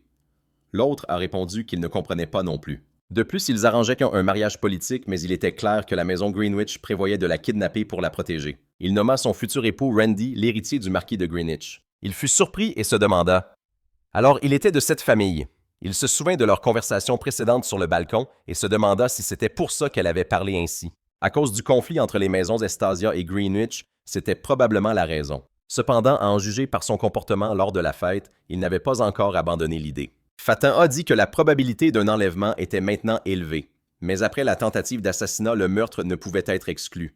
Il devait rester extrêmement vigilant pendant encore un mois. Le protagoniste a dit qu'il comprenait et qu'il ferait tout pour protéger sa maîtresse. Après cela, il enfila d'autres vêtements, se présenta à sa maîtresse et déclara qu'il exécuterait n'importe lequel de ses ordres. Marie le regarda et lui demanda ce qui n'allait pas chez lui et ce que c'était que cette tenue. Il répondit que comme elle pouvait le voir, il était désormais un majordome. À partir de maintenant, ils opéreraient selon la stratégie du majordome de couverture. Amanda le regarda et demanda ce que cela voulait bien dire. Il expliqua que sous cette apparence, il était libre d'agir comme garde du corps. Cependant, il se tiendrait aux côtés de sa maîtresse comme un majordome pour la couvrir. Elle demanda avec une expression sérieuse « Attendez, est-ce qu'il insinue que ma sécurité est imparfaite ?» Il a nié et a expliqué que si par exemple du poison était ajouté à sa nourriture, il serait plus facile pour lui d'intervenir s'il était à proximité. Marie se mit à rougir en se demandant « Serait-il donc toujours à ses côtés ?» Amanda était sur le point de dire quelque chose, mais Marie la devança et dit que l'idée lui plaisait. Se tournant vers elle, il dit que si madame était d'accord, elle sourit et ajouta qu'une sécurité à 2 niveaux la rassurerait. La semaine suivante, elle était invitée chez les Tesla. D'ici là, il devait apprendre les manières d'un majordome. Il a parlé avec une telle fermeté qu'Amanda, indignée, a déclaré que ses paroles n'étaient plus celles d'un majordome. Il demanda à l'air perplexe « Comment devrait-on parler dans de tels cas ?» Une semaine plus tard, Marie était assise devant son miroir. Ronde s'approcha d'elle et informa madame que la voiture était prête. Elle le remercia d'un petit sourire. Elle l'interpella et lui dit qu'il ressemblait déjà à un vrai majordome. Dans ce cas, elle n'aurait pas honte de l'emmener chez les Tesla. Il la remercia et précisa que Tesla était son ami d'enfance, mais que vu le moment choisi pour l'invitation, il avait mené une enquête. Aucune connexion avec la maison de la sorcière verte n'a été trouvée, il pouvait donc communiquer librement. Elle dit avec un sourire qu'il était également fiable en tant que garde du corps. Il répondit que même s'il arrivait quelque chose, il ne laisserait personne toucher mademoiselle. Elle pouvait être tranquille. Elle fut un peu gênée par cela et demanda « Bien que ce soit une invitation, sortir à un moment aussi dangereux semble imprudent, n'est-ce pas? » Il fut déconcerté par cette question et s'apprêtait à répondre quand elle déclara que c'était précisément parce que c'était dangereux qu'elle sortait. Si elle s'enfermait chez elle après la tentative d'assassinat, ce serait une honte pour la maison ducale. C'est dans des moments comme ceux-ci qu'elle se doit d'apparaître en public et de prouver qu'elle est en bonne santé. Il dit avec un petit sourire qu'elle est bien forte et qu'alors il pouvait y aller. Quelque temps plus tard, ils arrivèrent chez Tesla où son ami demanda « Alors c'est ce fameux homme. » Puis il va « Marie, le visage rouge de gêne, acquiesça. Elle se tourna vers lui et l'appela. Il s'approcha de leur table, s'inclina et demanda comment qu'il pouvait les aider. Elle demanda « On dit que vous êtes aussi un garde du corps. » « C'est vrai. » Il confirma avec un petit sourire et dit qu'il était à la fois garde du corps et majordome. Il essayait de mériter son salaire. Elle regarda Marie et demanda d'un ton sérieux « Il est stupide, il faut qu'il prenne bien soin d'elle. » Après cela, ils rentrèrent en calèche accompagnés par des chevaliers. Il demanda « Ai-je vraiment l'air si peu fiable? » Elle le regarda et demanda « C'est Tesla qui a dit ça. » Il acquiesça et ajouta « Cependant, si je m'avère peu fiable, l'ennemi se relâchera peut-être, et ça, c'est un avantage. Elle dit qu'elle ne pensait pas que c'était ce que son ami voulait dire. Il répondit, cependant, elle n'a pas à s'inquiéter, je protégerai mademoiselle comme il se doit. Demanda-t-elle avec une expression légèrement inquiète. Elle était heureuse, mais cela fait toujours partie de votre travail en tant qu'invité d'honneur, n'est-ce pas? Soudain, la calèche s'arrêta, ce qui les surprit énormément. Elle cria son nom et il se plaça devant elle en disant calmement que tout allait bien. Elle ne devait pas s'éloigner de lui. Il se demanda si c'était une attaque. Cependant, tout était calme à l'extérieur. Il jeta un œil par la porte et pensa que si c'était une attaque, les autres auraient déjà commencé à se battre. Il fut très surpris de voir qu'Amanda et les autres étaient déjà vaincus ainsi que le cheval qui tirait la calèche. Il cria le nom de la jeune femme à voix haute, se demandant ce qui avait bien pu se passer. Le type qu'il avait rencontré en achetant la pierre magique se tenait sur le toit et créait un cercle magique. Il devina ce qui allait arriver, attrapa Marie et sauta au dernier moment juste avant l'explosion. Il se cogna violemment le dos contre le sol mais resta conscient. Leur chute continua. Il lui tint la main et lui cria de ne surtout pas la lâcher. Ils atteignirent presque le sol et il utilisa une coquille de magie empoisonnée, ce qui leur permit de descendre doucement de cette grande hauteur. Il l'appela et lui demanda si elle allait bien. Elle acquiesça avec une expression surprise et dit que la magie du poison était très pratique. Le protagoniste expliqua que ce sort rendait le poison semi-solide pour un instant, créant une coquille élastique. Il l'avait inventé en essayant de sauver un chat qui tombait d'une falaise. Il peut être utilisé pour la défense, mais l'effet ne dure que 2 à 3 secondes. Son adversaire utilisa le sort de la boule de foudre. Il le remarqua et utilisa une boule de poison pour dévier l'attaque. Il descendit vers eux et dit qu'il ne devait pas en faire trop, car il devait capturer cette fille vivante. Il l'appela par son nom et dit qu'il ne s'était pas vu depuis longtemps. Surpris, il lui demanda comment il connaissait son nom. L'adversaire le regarda, le traita de mage du poison et dit qu'il s'était beaucoup renseigné. Pendant des centaines, voire 1 millier d'années, aucun maître de la magie du poison n'est apparu en dehors des systèmes magiques. Mais voilà que soudain un type aussi sombre et malheureux que toi possède une telle magie. Quel destin merveilleux! Comment ne pas s'en réjouir? La magie du poisonné de la douleur du jour où ton propre père a tenté de te tuer. Il bondit vers lui, brandit son épée et dit qu'il devait lui montrer de quoi elle était capable. Le protagoniste le regarda avec une expression sérieuse, pensant que le but de l'ennemi était de kidnapper sa maîtresse vivante. Cependant, pour une raison quelconque, ce type s'intéressait à lui, il valait donc mieux l'éloigner de sa maîtresse. Il utilisa la magie du poison retardement, se mit à courir sur le côté et cria très fort qu'il devait venir par ici. L'autre ricana utilisa la magie de la foudre décharge enveloppante et se lança à sa poursuite à toute vitesse. Il s'approcha assez près, frappa avec son épée, mais l'autre esquiva et commença à attaquer avec la magie. L'ennemi le remarqua immédiatement, s'écarta d'un bond, éclata de rire et dit qu'il en avait eu la chair de poule. Il lui lança un couteau de lancer, mais Ron esquiva et dit avec un petit sourire narquois que c'était incroyable. L'adversaire se posa au sol et dit qu'une magie empoisonnée qui tue au moindre contact devrait probablement éviter le combat rapproché. Il le regarda et pensa qu'il utilisait la magie, une épée et même des couteaux. Son attention fut attirée par un couteau planté dans un arbre voisin et il pensa que la servante avait attaqué la maîtresse en premier. Cependant, l'enquête révéla que la servante ne faisait que suivre les ordres. Une personne ordinaire n'aurait pas pu dégainer un couteau enduit de venin de dragon pourpre. Il commença à faire des suppositions et demanda à voix haute. Est-ce lui qui a remis le couteau à la servante et organisé l'attaque contre la maîtresse? À ce moment-là, son adversaire utilisa la magie de la foudre, une frappe de foudre. À cause de cette attaque, il tomba au sol et il dit avec un petit sourire narquois, en plein dans le mille, c'était un homme bon. Il a survécu à un tel coup. Il s'arrange toujours pour que ceux qu'il tue se souviennent de son nom avant de les achever. Tu dois écouter attentivement. Son nom est Alrek. Il pointa un couteau sur son visage et dit qu'il ferait mieux de bien s'en souvenir et de passer dans l'autre monde, que son nom résonne dans l'au-delà. Marie, l'air inquiète, appela bruyamment le nom du protagoniste. Il s'assit en face de lui et dit qu'il avait pour mission de la capturer vivante. Elle comprend ce que cela signifie, n'est-ce pas? Il se fiche de son état tant qu'elle est en vie. Il s'avança vers elle, mais son attention fut captée par une grosse boule de feu qui volait dans sa direction. Il sauta sur le côté, mais à ce moment-là, 4 autres boules de feu apparurent à côté de lui. Amanda dirigea le feu dans sa masse d'armes, sauta vers lui et frappa le sol de toutes ses forces. Albert réussit à s'écarter, atterrit sur une pierre et les regarda avec une expression calme sur le visage. Elle se tint devant Marie et demanda à la demoiselle « Est-ce que ça va? » Elle l'appela par son nom surprise et répondit que tout allait bien. Mais elle se plaça devant elle et lui dit que pendant qu'elle distrairait l'ennemi, elle devait lui donner ceci. C'est une pierre de guérison magique. Il l'a sauvée elle aussi. C'est la dernière. Elle devint sérieuse et dit qu'elle la comprenait. Il les regarda et dit qu'elle n'avait qu'à se coucher et ne pas bouger. Il commença à sortir son épée et dit que si elle tenait tant à mourir, il l'aiderait à rendre son nom célèbre dans l'au-delà. Il a prononcé son nom et a dit à voix haute qu'elle devait se souvenir de ce nom et mourir. Ils se précipitèrent l'un sur l'autre et croisèrent leurs armes. Au même moment, Marie courut vers le protagoniste et utilisa la pierre pour le soigner. Il reprit ses esprits, de la regarda et la remercia. Elle dit que c'était une pierre de guérison magique d'Amanda. Il se retourna immédiatement et la vit se battre contre Albert. Elle fut projetée en arrière par son coup puissant, mais elle courut pour attaquer à nouveau, l'interpella à voix haute et dit qu'elle avait tout compris. Il se souvint aussitôt de ce qu'elle avait dit plus tôt: s'il était aussi un garde du corps, ils devraient se mettre d'accord. S'ils affrontaient un ennemi puissant, elle deviendrait un bouclier. Sa tâche était d'emmener la maîtresse et de ne penser qu'à ça. Si elle était en train de mourir, il ne devait pas y prêter attention. Il fut surpris par cela et dit qu'il ne pouvait pas la laisser mourir. Elle répondit que c'est pour ça qu'on ne pouvait pas lui faire confiance. Il ne peut pas bafouer sa détermination avec des sentiments déplacés. Il doit se rappeler que la priorité est la sécurité de la maîtresse. Il doit l'abandonner si nécessaire et s'enfuir. Compris, à ce moment-là, il pensa qu'il y avait une falaise effondrée à l'est, une rivière à l'ouest, et sur l'autre rive, il y avait aussi une falaise abrupte. Il était impossible d'y grimper. Une bataille se déroule au sud. La seule voie de fuite est au nord. Il y a une forêt au-delà du pont. S'ils y arrivent, ils pourront se cacher et s'échapper. Cependant, le pont est loin. S'ils sont repérés avec sa vitesse, il peut facilement les rattraper. Il comprit qu'il n'y avait pas d'autre choix. Alors il appela la maîtresse et lui demanda si elle pouvait s'échapper. Elle accepta et il dit que lorsqu'il donnerait le signal, elle devrait courir vers le pont de toutes ses forces. Il la suivrait quoi qu'il arrive et elle ne devrait pas se retourner, seulement regarder devant elle et courir. Elle hocha la tête en signe d'accord. Amanda, pendant ce temps, parait les attaques de l'ennemi et demanda ce qu'il faisait.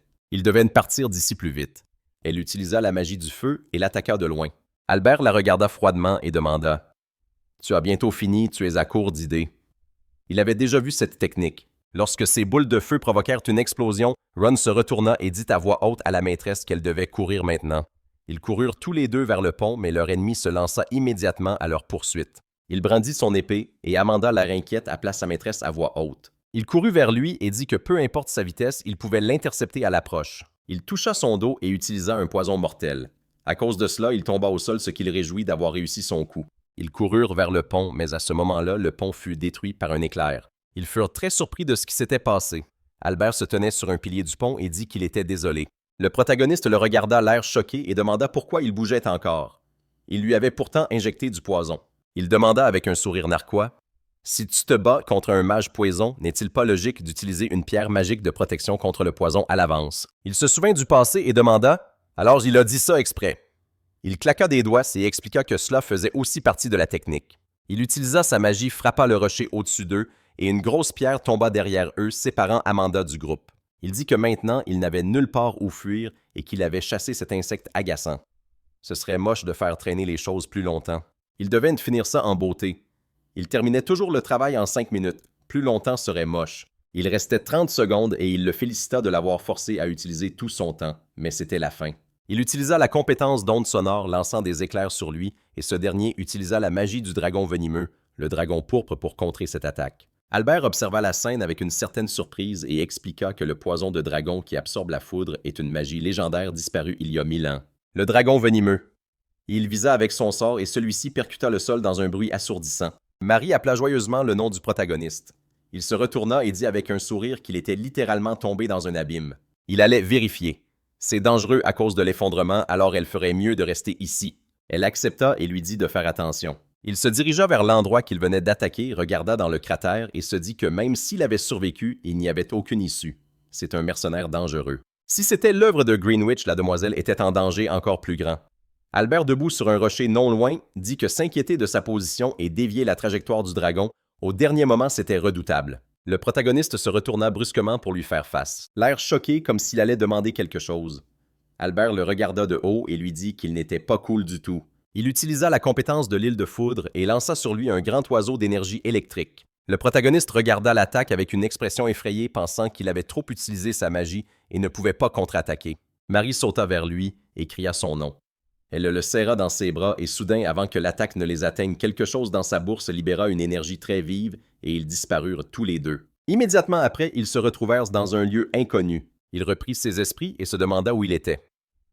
Quel est cet endroit? Il commença à regarder autour de lui et appela sa maîtresse à voix haute d'un ton inquiet. Il remarqua que sa jupe était déchirée et l'appela de nouveau à voix haute. Elle reprit conscience, s'assit et dit avec un sourire qu'elle était très heureuse qu'il soit sain et sauf. Ron se détourna embarrassé et lui dit de regarder ses vêtements. Elle fut également gênée et constata que sa jupe était dans un sale état. Il leva les yeux, montra un arbre du doigt et dit qu'il y avait un morceau de tissu là-bas. Elle regarda aussi et demanda comment il était arrivé là. Il réfléchit un instant et se demanda s'ils n'avaient pas été transportés ici d'une manière ou d'une autre. Au moment où l'attaque d'Albert allait les frapper, il lui sembla que sa sacoche de ceinture s'était mise à briller. Qu'y avait-il à l'intérieur? Elle prit sa sacoche et dit qu'elle contenait la pierre magique qu'il lui avait donnée. Elle ouvrit la sacoche, en sortit le contenu et constata qu'elle était tombée en morceaux. Il la regarda et confirma que même si elle était en morceaux, c'était sans aucun doute la pierre magique qu'il lui avait offerte. Elle dit avec surprise que ça avait marché et qu'ils étaient là. C'était difficile à croire, mais il semblait que c'était une pierre de téléportation magique. Même son père ne pouvait pas en acheter à cause de sa rareté. Il fut très surpris par ce qu'il venait d'entendre et demanda à voix haute « C'était vraiment aussi cher que ça ?» Il se souvint du marchand à qui il l'avait acheté et se demanda comment elle avait pu se retrouver dans cet étal suspect. Marie rit et dit qu'il l'avait encore sauvée. Il nia et répondit que cette fois, c'était elle qui l'avait sauvé. À leur retour, Amanda allait le tuer. Elle rit et dit que c'était peut-être le cas. Il répondit avec un léger sourire qu'il était temps de rentrer. D'abord, il devait sortir de cette forêt. Elle l'appela à voix haute, l'air effrayé, et le prévint bruyamment d'un danger derrière lui. Il fut désorienté un instant et derrière lui se tenait un grand monstre arbre. Il se retourna, attaqua Lent avec de la magie et tua ce monstre de 20 points de vie en une seule attaque. Il se tourna vers elle et lui dit que tout allait bien.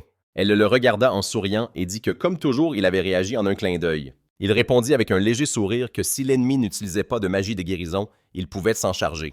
Elle expliqua que Lent est un monstre végétal surnommé le tueur de la forêt. Le protagoniste surpris appela sa maîtresse et lui dit qu'elle s'y connaissait vraiment bien en monstres. D'ailleurs, est-il impossible de savoir où se trouvent ces monstres en fonction de leur habitat? Elle répondit qu'elle craignait que ce soit difficile car on trouve ces monstres sur tout le continent. Il dit avec un léger sourire qu'il comprenait et qu'il devait donc avancer. Il passerait devant pour s'occuper des monstres. Elle devait le suivre en essayant de ne pas se blesser. Elle accepta et dit qu'elle comptait sur lui. Il marchait à travers la forêt. Il se retourna et demanda à la demoiselle si elle allait bien. Elle acquiesça et répondit que tout allait bien. Il remarqua qu'elle était nerveuse et lui dit que c'était une bonne chose qu'il soit dans la forêt. Elle lui demanda pourquoi. Il répondit qu'ici, il y avait peu de monstres qui se rassemblaient en groupe. Or, la magie du poison est très peu efficace dans les combats de foule. Il ne gère pas bien les attaques de masse. Cependant, même s'ils rencontraient de tels ennemis, la forêt offrait de nombreux abris. Ils regardèrent un arbre et remarquèrent un fruit inconnu. D'un air songeur, il se demanda à voix haute. « Je me demande si c'est comestible. » D'un air inquiet, elle le regarda et lui demanda si la couleur n'était pas un peu trop dangereuse. Il mangea le fruit et dit qu'il était un peu acide, mais juteux et comestible. Il lui tendit le fruit en lui disant qu'elle devrait essayer. Elle se mit à agiter nerveusement les mains et déclara d'une voix forte qu'elle préférait refuser. D'une voix calme, il lui dit qu'il était important de bien s'hydrater dans la forêt. Comme elle était toujours perplexe, il ajouta qu'elle n'avait pas à s'inquiéter, car s'il y avait du poison, il le neutraliserait sur le champ. Il crut l'entendre déglutir plusieurs fois. La demoiselle doit avoir très soif. Elle finit par le manger, se mit à tousser et il utilisa immédiatement sa magie d'antidote. Elle fut surprise par le goût et s'exclama que c'était sucré et délicieux. Elle l'appela et lui demanda s'il pouvait le refaire. Il accepta le fit et demanda « Bien que le poison soit neutralisé immédiatement, souffrir à chaque fois que tu en manges doit être pénible, n'est-ce pas? » Marie répondit que c'était supportable, rien d'inquiétant. Il eut une idée et lui demanda s'il pouvait essayer quelque chose. Après cela, elle goûta de nouveau le fruit et dit surprise qu'il était possible de le manger sans douleur. Que venait-il de faire? Le protagoniste expliqua qu'il avait utilisé une magie de micro-poison. Ça dilue le poison, le transformant en remède. En termes plus simples, c'est comme de la magie de guérison pour les poisons. Maintenant, on peut le manger sans danger. Elle dit qu'elle voulait en manger plus. Ils reprirent ensuite leur chemin et il se dit que l'herbe était haute et que la visibilité était mauvaise. Ils entendirent des bruits de levèrent les yeux et virent un insecte géant. Il créa un cercle magique, interpella sa maîtresse d'une voix forte et lui dit de s'éloigner. Il utilisa la compétence mur de poison et la protégea de ce monstre. Elle lui dit de faire attention. C'était une abeille soldat. La piqûre de ce monstre paralyse avec du poison pendant plusieurs heures. Avec un léger sourire, il déclara que le poison était son élément. Elle acquiesça, ajoutant que ce monstre était pourtant ce que la magie du poison redoutait le plus. C'était un monstre qui attaquait en essaim. Il devint inquiet lorsque d'autres monstres arrivèrent et se dit que l'ennemi, le moins bienvenu, venait d'apparaître. De nombreuses abeilles volaient dans leur direction et il utilisa une boule de poison mortel pour attaquer à distance. Marie l'appela d'une voix forte et l'avertit d'un danger sur sa gauche. Il continuait de repousser les monstres et elle continuait de le prévenir des dangers. Les monstres étaient en colère face à la situation et surpris, il se dit qu'ils étaient de plus en plus nombreux. Les abeilles étaient sur le point de survoler le mur, mais il attaqua avec sa magie et demanda « Vous croyez que je vais vous laisser passer ?» Il regarda autour de lui et pensa qu'ils étaient bien trop nombreux. Il n'aurait pas le temps. Pour utiliser un poison mortel à effet instantané, il faut du temps pour préparer le sort. Le poison affaiblissant est moins puissant, mais il peut être lancé rapidement en série, ce qui est plus efficace. Cependant, même cette magie ne pouvait pas gérer tous les monstres. Mais il ne les laisserait pas attaquer sa maîtresse. Il cria d'une voix forte qu'elle n'avait qu'à venir. Les monstres l'attaquèrent, se mirent à le piquer et il hurla de douleur. Marie, très inquiète, cria son nom. Il utilisa un poison mortel sur un groupe de monstres et déclara qu'il ne perdrait pas face au poison. Il continua d'attaquer les nuées d'abeilles avec des boules de poison, s'excusa d'une voix forte et dit que quelques abeilles avaient réussi à passer. Avec une expression sérieuse, elle dit qu'elle aussi pouvait se battre. Elle pointa ses mains vers les monstres et utilisa l'explosion de la magie du vent.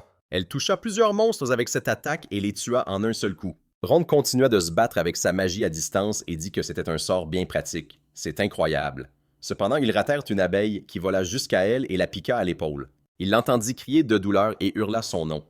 Il pensa que si elle était piquée, le poison la paralyserait. Alors il se ferait achever immédiatement. Elle se retourna brusquement, utilisa une balle de magie du vent et tua le monstre. Quelque temps après, en courant vers elle, il appela sa maîtresse d'une voix forte et lui demanda si elle allait bien. Il allait neutraliser le poison tout de suite. Surprise, elle regarda son visage piqué par les abeilles et l'avertit. D'un air inquiet, elle lui demanda s'il allait bien.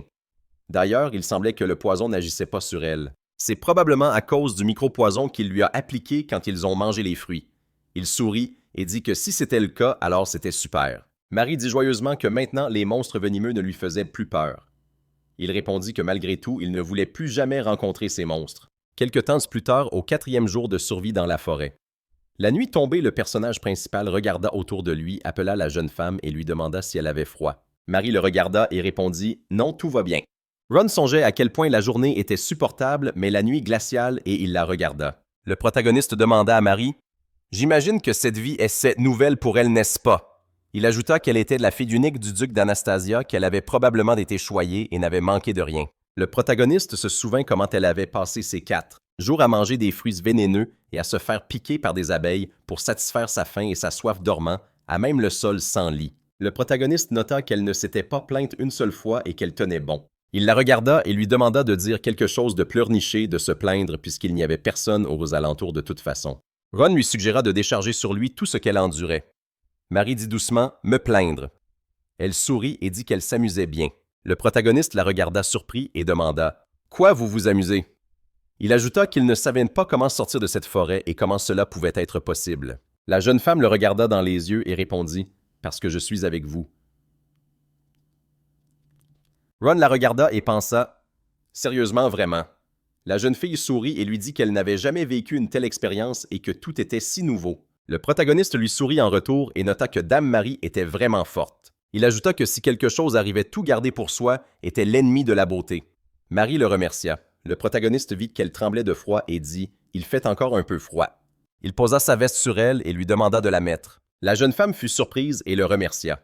Elle pensa à quel point c'était chaud comme si sa chaleur était sur son dos. Ron regarda autour de lui et réalisa qu'il ne semblait y avoir aucun monstre dans les parages. Marie tira doucement sur sa chemise et l'appela. Il la regarda et demanda « Oui !» Leurs regards se croisèrent et ils se figèrent comme sur le point de s'embrasser. Le protagoniste tourna brusquement la tête et dit qu'il était temps de dormir et qu'il monterait la garde dehors un moment. La jeune femme répondit tristement « D'accord ». Ron sortit et donna un coup de poing dans un arbre. Il leva les yeux et les larmes aux yeux réalisa que c'était ainsi que les choses devaient être. Le protagoniste regarda les étoiles et ne comprit pas pourquoi elles semblaient se brouiller. Marie dormait déjà à poing fermé dans la grotte. Le protagoniste réalisa que plusieurs semaines s'étaient écoulées pendant qu'il errait dans la forêt. Ron mordit dans un morceau de viande rôtie et fit la remarque que c'était très savoureux et que c'était toujours le meilleur. Marie répondit qu'elle avait entendu dire que la viande d'ours mortel était délicieuse et que c'était vrai. Le protagoniste remercia mentalement la jeune femme pour sa maîtrise de la magie du feu et alluma un feu. Marie répondit calmement « Je peux la maîtriser, mais le feu n'est qu'un bonus, juste un niveau de débutant. » Ron dit que grâce à cela, il mangeait de la viande rôtie, donc c'était génial. La jeune femme rit et dit qu'elle était heureuse de pouvoir aider. Ils marchent à travers la forêt et le protagoniste se demanda s'il parviendrait à sortir de cette forêt car Dame Marie devait être à bout et il fallait trouver une issue rapidement. Depuis les buissons, le protagoniste aperçut un énorme ours de feu. Il vit que l'ours était en excellente santé et sut qu'il l'avait trouvé. Ron demanda à la jeune femme de reculer et commença à lancer un sort. Il déclara pompeusement que de la viande d'ours suffirait pour le moment et lança une boule de poison mortelle. L'ours de feu perdit tous ses PV et mourut. Ron réfléchit un instant et demanda à la jeune femme si elle avait entendu des voix en même temps que le rugissement du monstre. Marie perplexe redemanda « Des voix ». Ils restèrent silencieux un moment et écoutèrent. La jeune femme répondit qu'elle pouvait entendre, mais ne distinguait pas ce qu'il disait et demanda « Sont-ce des voix humaines ?» « Ouais. » Le protagoniste suggéra d'aller vérifier. Le protagoniste lui demanda d'être prudente car il ne savait pas s'ils étaient amicaux et nota que le son venait d'en haut et que c'était certainement des voix humaines. Il pensa qu'il pourrait s'agir d'un autre mercenaire comme Alrek. Marie, les yeux brillants, lui dit que c'était le premier contact avec des humains depuis une semaine et qu'il ne fallait pas manquer cette chance. C'est vrai. Ron vit que Mademoiselle Marie semblait épuisée et que cela valait la peine de prendre le risque et d'essayer d'établir le contact. Il fut d'accord avec elle et commença à escalader la paroi. Marie cria qu'elle voulait faire de même. Le protagoniste lui ordonna de se cacher ici jusqu'à ce qu'il vérifie si c'était sûr. Le protagoniste grimpa et vit un énorme ours menacer une jeune fille. Il pensa immédiatement que cette fille était attaquée. Ron commença à lancer un sort car il devait l'aider maintenant, et la question de savoir si elle était amie ou ennemie viendrait plus tard. Il réalisa que depuis cette position, la boule de poison pourrait aussi toucher la jeune fille si le poison se propageait. Le protagoniste nota que le contact direct était trop éloigné. Le protagoniste vit l'ours commencer à s'enrager et comprit que le temps lui était compté. Il devrait prendre le risque et tirer une boule de poison. Ron entendit Marie lancer un sort derrière lui. Projectile de magie du vent. Elle projeta l'ours sur le côté avec le vent et cria que c'était à son tour de prendre le relais. Le protagoniste se tourna vers l'ours et dit « Bien reçu ».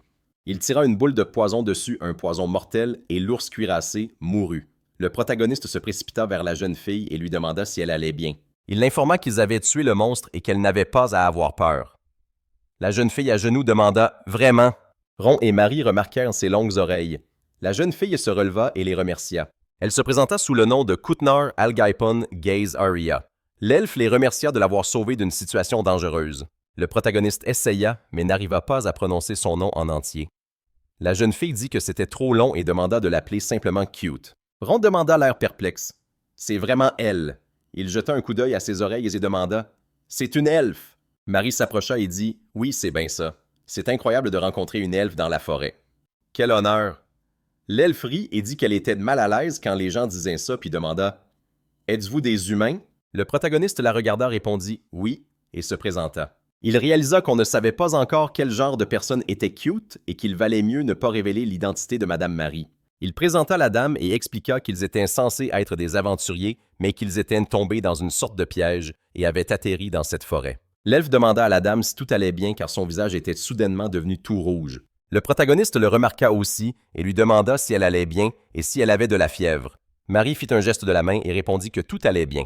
Elle pensait à Ron qui venait de l'appeler par son prénom sans cérémonie, lui qui était toujours si poli comme s'il était amant. La dame remercia l'elfe. Couty la regarda avec perplexité, ne comprenant pas ce qu'elle avait fait. Marie rit et fit remarquer que les elfes avaient vraiment de longues oreilles. Le protagoniste expliqua qu'il savait que les elfes existaient, mais qu'il était rare d'en voir. Marie nota que même les hauts fonctionnaires du royaume ne savaient pas où vivaient les elfes. Couty répondit avec un sourire que les elfes quittaient rarement leur terre. Le protagoniste la regarda et demanda « Alors pourquoi le monstre vous a-t-il attaqué ?» L'elfe rougit, mais ne put répondre correctement. Ron et Marie la regardèrent perplexes et lui demandèrent de raconter son histoire.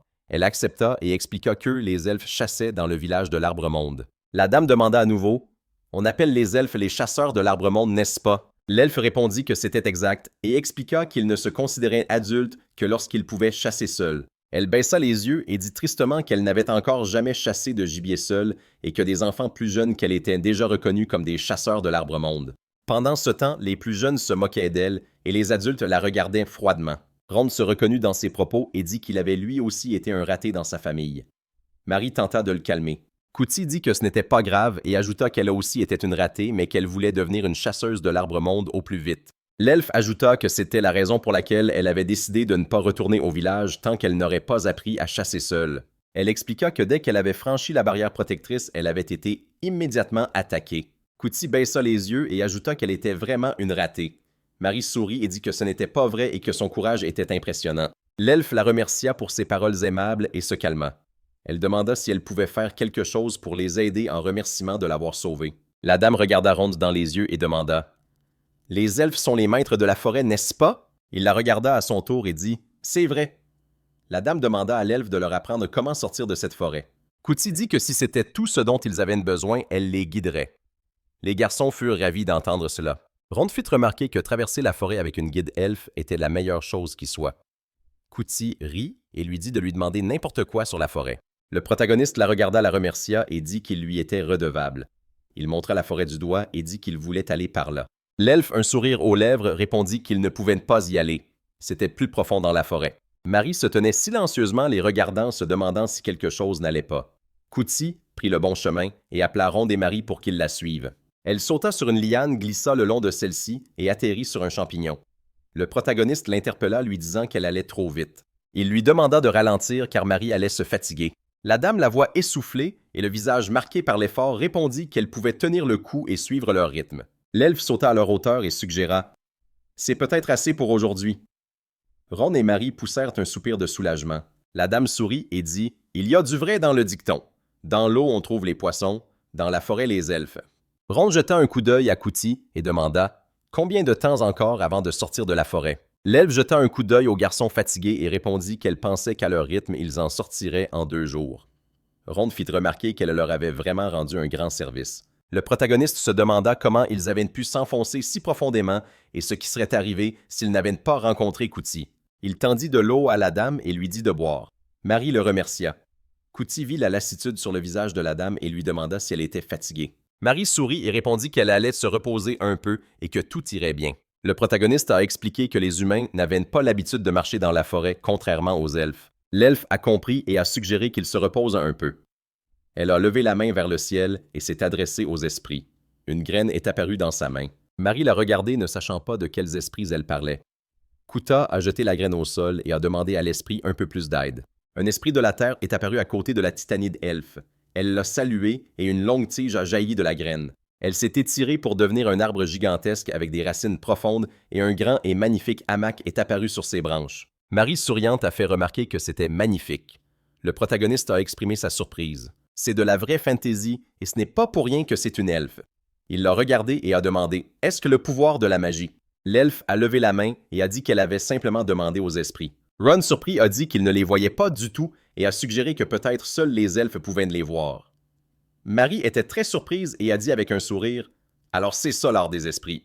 Je n'en avais jamais vu auparavant. » Le protagoniste a demandé « Est-ce que les autres elfes peuvent le faire comme toi? » L'elfe a fermé les yeux et a dit qu'il le pouvait, et même bien mieux qu'elle. Ronde la regarda d'un air pensif. Kuta ajouta « Surtout Félix. Son talent magique est d'un tout autre niveau. » Le protagoniste lui a demandé « Est-ce que tu veux affronter les monstres de la forêt et gagner? » Le visage de l'elfe s'est illuminé et elle a répondu que bien sûr elle voulait vaincre l'ours blindé, celui que même les villageois n'arrivent pas à battre et rapporter fièrement sa tête. Ronta rit et a noté qu'elle semblait plutôt assoiffée de sang, mais il comprenait son désir de devenir plus forte. Kuta leur a dit qu'elle voulait devenir forte. Le protagoniste a répondu « Excellent » et a ajouté qu'à partir de demain, il n'éviterait plus les monstres mais les combattrait. L'elfe l'a appelé maître et a acquiescé.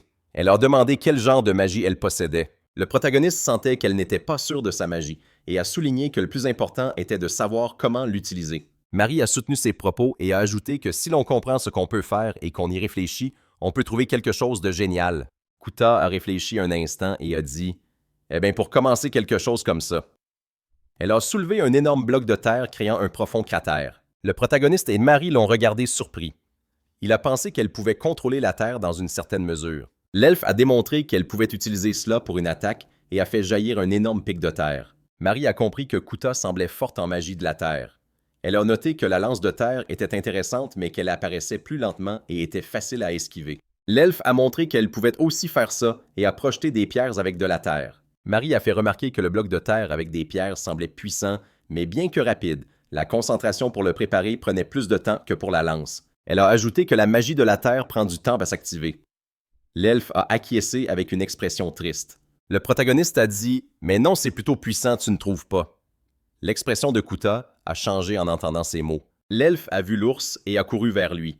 Elle lui a demandé du miel et s'est présentée comme la plus belle des elfes Kuta. Avant que Kuta ait pu finir sa phrase, l'ours a grogné bruyamment et a chargé sur elle. L'elfe s'est enfui en criant qu'il devait au moins écouter son nom jusqu'à la fin. Elle s'est retournée, lui a jeté des pierres et de la terre et s'est adressée aux esprits. L'esprit de la terre a ligoté l'ours avec de l'herbe et l'elfe a ordonné à la terre de se soulever. L'ours a été transpercé par des lances de terre et est tombé dans un cratère. La terre et des tentacules le maintenaient fermement perçant sa peau épaisse. Kuta a sauté de joie heureuse d'avoir vaincu le monstre. Ront et Marie ont fait remarquer qu'elle avait tout fait à la perfection et que c'était incroyable. Le protagoniste a confirmé les dires de la jeune femme et a noté qu'elle avait vaincu un féroce ours blindé toute seule. Elle pouvait déjà devenir une chasseresse de l'arbre-monde. Kuta a ri et l'a remercié. Ils ont de nouveau suivi l'elfe à travers la forêt. Kuta a dit que c'était la forêt des idées fausses. La jeune femme a fait remarquer qu'elle n'avait jamais entendu parler d'une telle chose. L'elfe a expliqué que tous les elfes appelaient cette forêt ainsi. Elle a ajouté que s'il s'agissait de la forêt de Gonor, il ne fallait pas se tromper de chemin pour sortir, car si l'on choisissait le mauvais, on se retrouverait dans l'état de Mary d'Edward. Le protagoniste a redemandé si c'était bien les terres d'Edward. Marie le regarda en silence. Le protagoniste a réfléchi un instant et a demandé à Kuta si les elfes en savaient plus sur son peuple dans les terres humaines qu'elle. Elle a répondu par l'affirmative, disant qu'elle ne connaissait qu'un seul chemin vers les terres humaines, mais que beaucoup d'elfes en connaissaient bien plus. Ron a compris que la route connue de Kuta n'était pas forcément sûre et qu'il aimerait en savoir plus au village des elfes. Marie a noté que Kuta semblait différente, mais qu'elle avait entendu dire que les elfes se méfiaient énormément des humains et qu'on pouvait se faire attaquer en s'approchant du village. Le protagoniste s'est gratté le menton et a convenu avec elle. L'elfe a suggéré que si seulement Ron y allait, tout pourrait bien se passer. Ron a demandé « Est-ce que Marie peut s'en sortir seule ?» Kuda répondit avec un sourire « Oui, parce qu'une forteresse de terre créée avec l'aide des esprits est très solide. » Le protagoniste était d'accord avec elle. Comme la magie de terre de Kuda était plus adaptée à la défense et au soutien et que les monstres ordinaires ne pourraient pas la percer. L'elfe fit remarquer qu'apprendre à utiliser des compétences avait été utile et maintenant elle pensait que les villageois la reconnaîtraient. Elle attacha son sac et dit que le village était visible d'ici. Kuda regarda son village depuis la colline et fut surprise. Elle vit le village de Nord en flammes. Ron regarda Kuda avec inquiétude. L'elfe dit « Dépêchons-nous d'aller au village. » Ils descendirent dans le village et virent les maisons elfiques détruites et en feu. Kuda n'arrivait pas à y croire et se souvint à quel point le village avait été beau. Le protagoniste dit que c'était terrible et demanda « Est-ce une attaque de monstres ?» L'elfe répondit que c'était très probablement l'œuvre d'un ours démoniaque. Il la regarda et demanda « Un ours démoniaque. » Elle expliqua que cet ours monstrueux était récemment apparu dans la forêt et qu'à cause de lui, les monstres ours de la forêt étaient devenus plus agressifs et que même les elfes avaient du mal à s'en occuper. Les elfes la virent et lui demandèrent ce qu'elle faisait. Ils ajoutèrent qu'elle venait à peine de quitter le village et qu'elle ramenait déjà des gens ici à un moment pareil. Les elfes tendirent leurs mains et dirent à l'humain de partir et de ne pas oser entrer sur leur terre. Kuda se plaça devant lui et sortit la tête de l'ours en armure de son sac. Elle lui demanda d'attendre et lui dit qu'il lui avait sauvé la vie et que grâce à lui, elle avait obtenu la tête toute seule. L'elfe regarda la tête de l'ours en armure et n'arrivait pas à croire que Kuda avait fait ça elle-même. Il tendit à nouveau les mains devant lui et dit qu'elle les trompait. L'elfe dit qu'elle était la fille de l'Ancien et que pourtant elle avait quand même amené des étrangers dans leur campement. Il demanda avec colère à quoi elle pensait. Le protagoniste demanda à son tour. « Kuda, la fille de l'Ancien », entendit le protagoniste derrière lui. « Oui, c'est bien ça. » L'Ancien répondit que Kuda était sa douce fille. Il demanda d'une voix rauque s'il l'avait touchée. « L'as-tu touché » L'Ancien ajouta que sinon il le tuerait. Ron se figea sur place et articula avec difficulté « Bien sûr que non ». Il ajouta qu'il avait une petite amie. L'Ancien réfléchit à ses paroles et serra sa fille dans ses bras. Il lui dit avec un sourire à quel point elle lui avait manqué. Kuda s'excusa auprès de lui d'être parti sans rien dire. Le protagoniste les regardait en silence sur le côté. Le père de Kuda lui demanda si elle était blessée ou si elle avait faim. L'elfe répondit qu'elle allait bien, mais que le village... Ron les regarda bouche bée. L'Ancien ajouta qu'il s'était calmé en apprenant qu'il avait une petite amie. Il dit que son nom humain était Oul et leur dit de l'appeler ainsi. Oul ajouta que si Ron l'appelait beau-père, il le tuerait sans hésiter. Le protagoniste regarda silencieusement l'elfe immense. L'Ancien expliqua que le village avait subi une attaque de monstres et que sans surprise, l'apparition d'un humain avait rendu tout le monde méfiant. Il suggéra qu'il ailla d'abord dans une maison à la périphérie du village. Il demanda s'il avait une compagne et proposa de l'inviter aussi. Il ajouta qu'ils écouteraient son histoire là-bas. Ils se dirigèrent vers une maison en périphérie et le protagoniste lui expliqua tout. Oul l'écouta et répondit que naturellement il en savait beaucoup et qu'il savait simplement où il devait aller et où il ne devait pas. Ron et Marie le regardèrent et écoutèrent attentivement. Il ajouta que le royaume n'était pas uni et que s'ils allaient dans un endroit peu recommandable des ennuis les attendrait sur le chemin du retour. Owl fit son offre. Il leur montrerait un chemin sûr pour sortir de la forêt s'il les aidait à vaincre l'ours démoniaque. Il ajouta que d'après ce qu'on disait, si les monstres ours étaient devenus plus agressifs, c'était à cause de l'ours démoniaque et qu'en tant que gardiens de la forêt, ils ne pouvaient l'ignorer. Owl lui demanda « Ta magie est une magie sans attribut, n'est-ce pas ?» Le protagoniste lui lança un regard noir et resta silencieux. Marie fut surprise que les elfes demandent de l'aide à un humain. L'ancien répondit qu'il ne demanderait pas ça à une personne ordinaire. Il ajouta que d'habitude, dès que Kuda aurait ramené une personne, elle aurait été criblée de flèches et demanda « Savez-vous pourquoi ça n'est pas arrivé ?» Owl expliqua que Ronde était béni par les esprits. Le protagoniste demanda confus « Les esprits ». L'ancien expliqua que depuis les temps anciens, ceux qui maîtrisent la magie sans attribut sont chéris des esprits et que de telles personnes sont spéciales pour les elfes. Il ajouta qu'en voyant les esprits autour de lui, les villageois avaient conclu que c'était quelqu'un de bien. Le protagoniste demanda à l'elfe « Tu les voyais aussi ?» Kuda sourit et répondit « Oui ». Marie comprit pourquoi elle pensait que Ronde ne risquait rien. L'elfe s'excusa de l'avoir laissé seul. Marie jeta un coup d'œil au protagoniste et lui suggéra d'accepter l'offre d'Owl pour les aider avec les monstres. Il la regarda et dit que c'était dangereux et qu'il irait seul. La jeune femme fit la moue et dit avec mécontentement qu'elle ne voulait plus attendre toute seule et qu'elle irait aussi. Ronde, lui, expliqua qu'il ne savait pas quel genre de monstre il y aurait et se rappela comment les abeilles soldats avaient réussi à percer leur défense. Marie a souri gentiment et a dit que la faiblesse de la magie du poison était le contrôle de foule. Elle a lancé « Sa magie du vent ne serait-elle pas utile ?»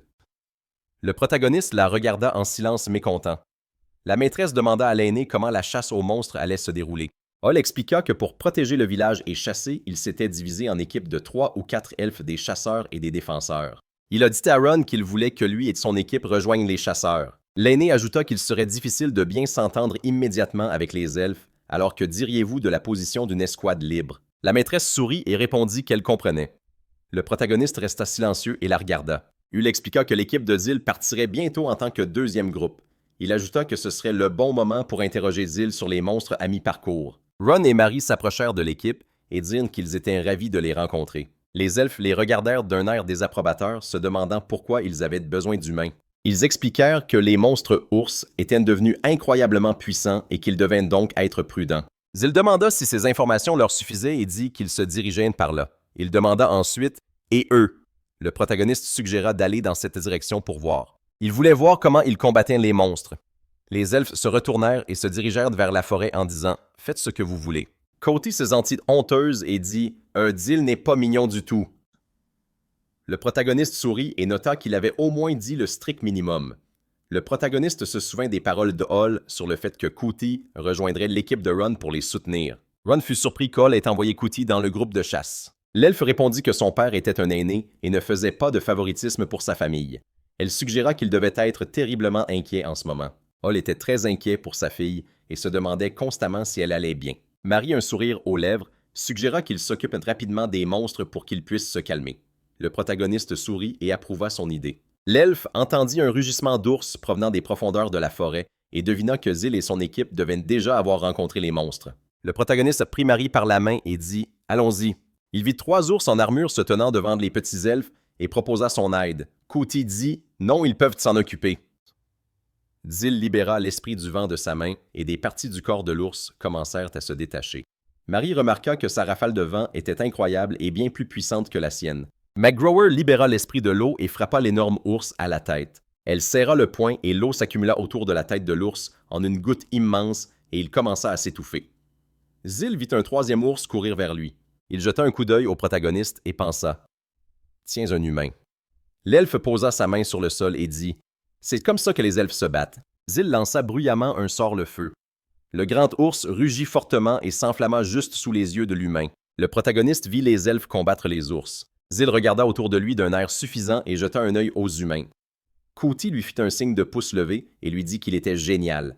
Marie fit remarquer que ce n'était pas pour rien qu'on l'appelait le génie de la magie spirituelle parmi les elfes et que c'était une victoire totale. Ron les observait en silence, l'air mécontent. L'elfe fit un signe de la main à Ron et dit « Les humains ne peuvent pas faire ça, n'est-ce pas ?» ajouta-t-il. « Alors fichez le camp de leur forêt. » Le protagoniste vit les guerriers elfes se battre avec la magie spirituelle et réalisa que leur puissance de destruction était d'un tout autre niveau. Le protagoniste ne pouvait pas comprendre quel genre de démoniaque Oz pouvait vaincre de tels elfes. Modèle.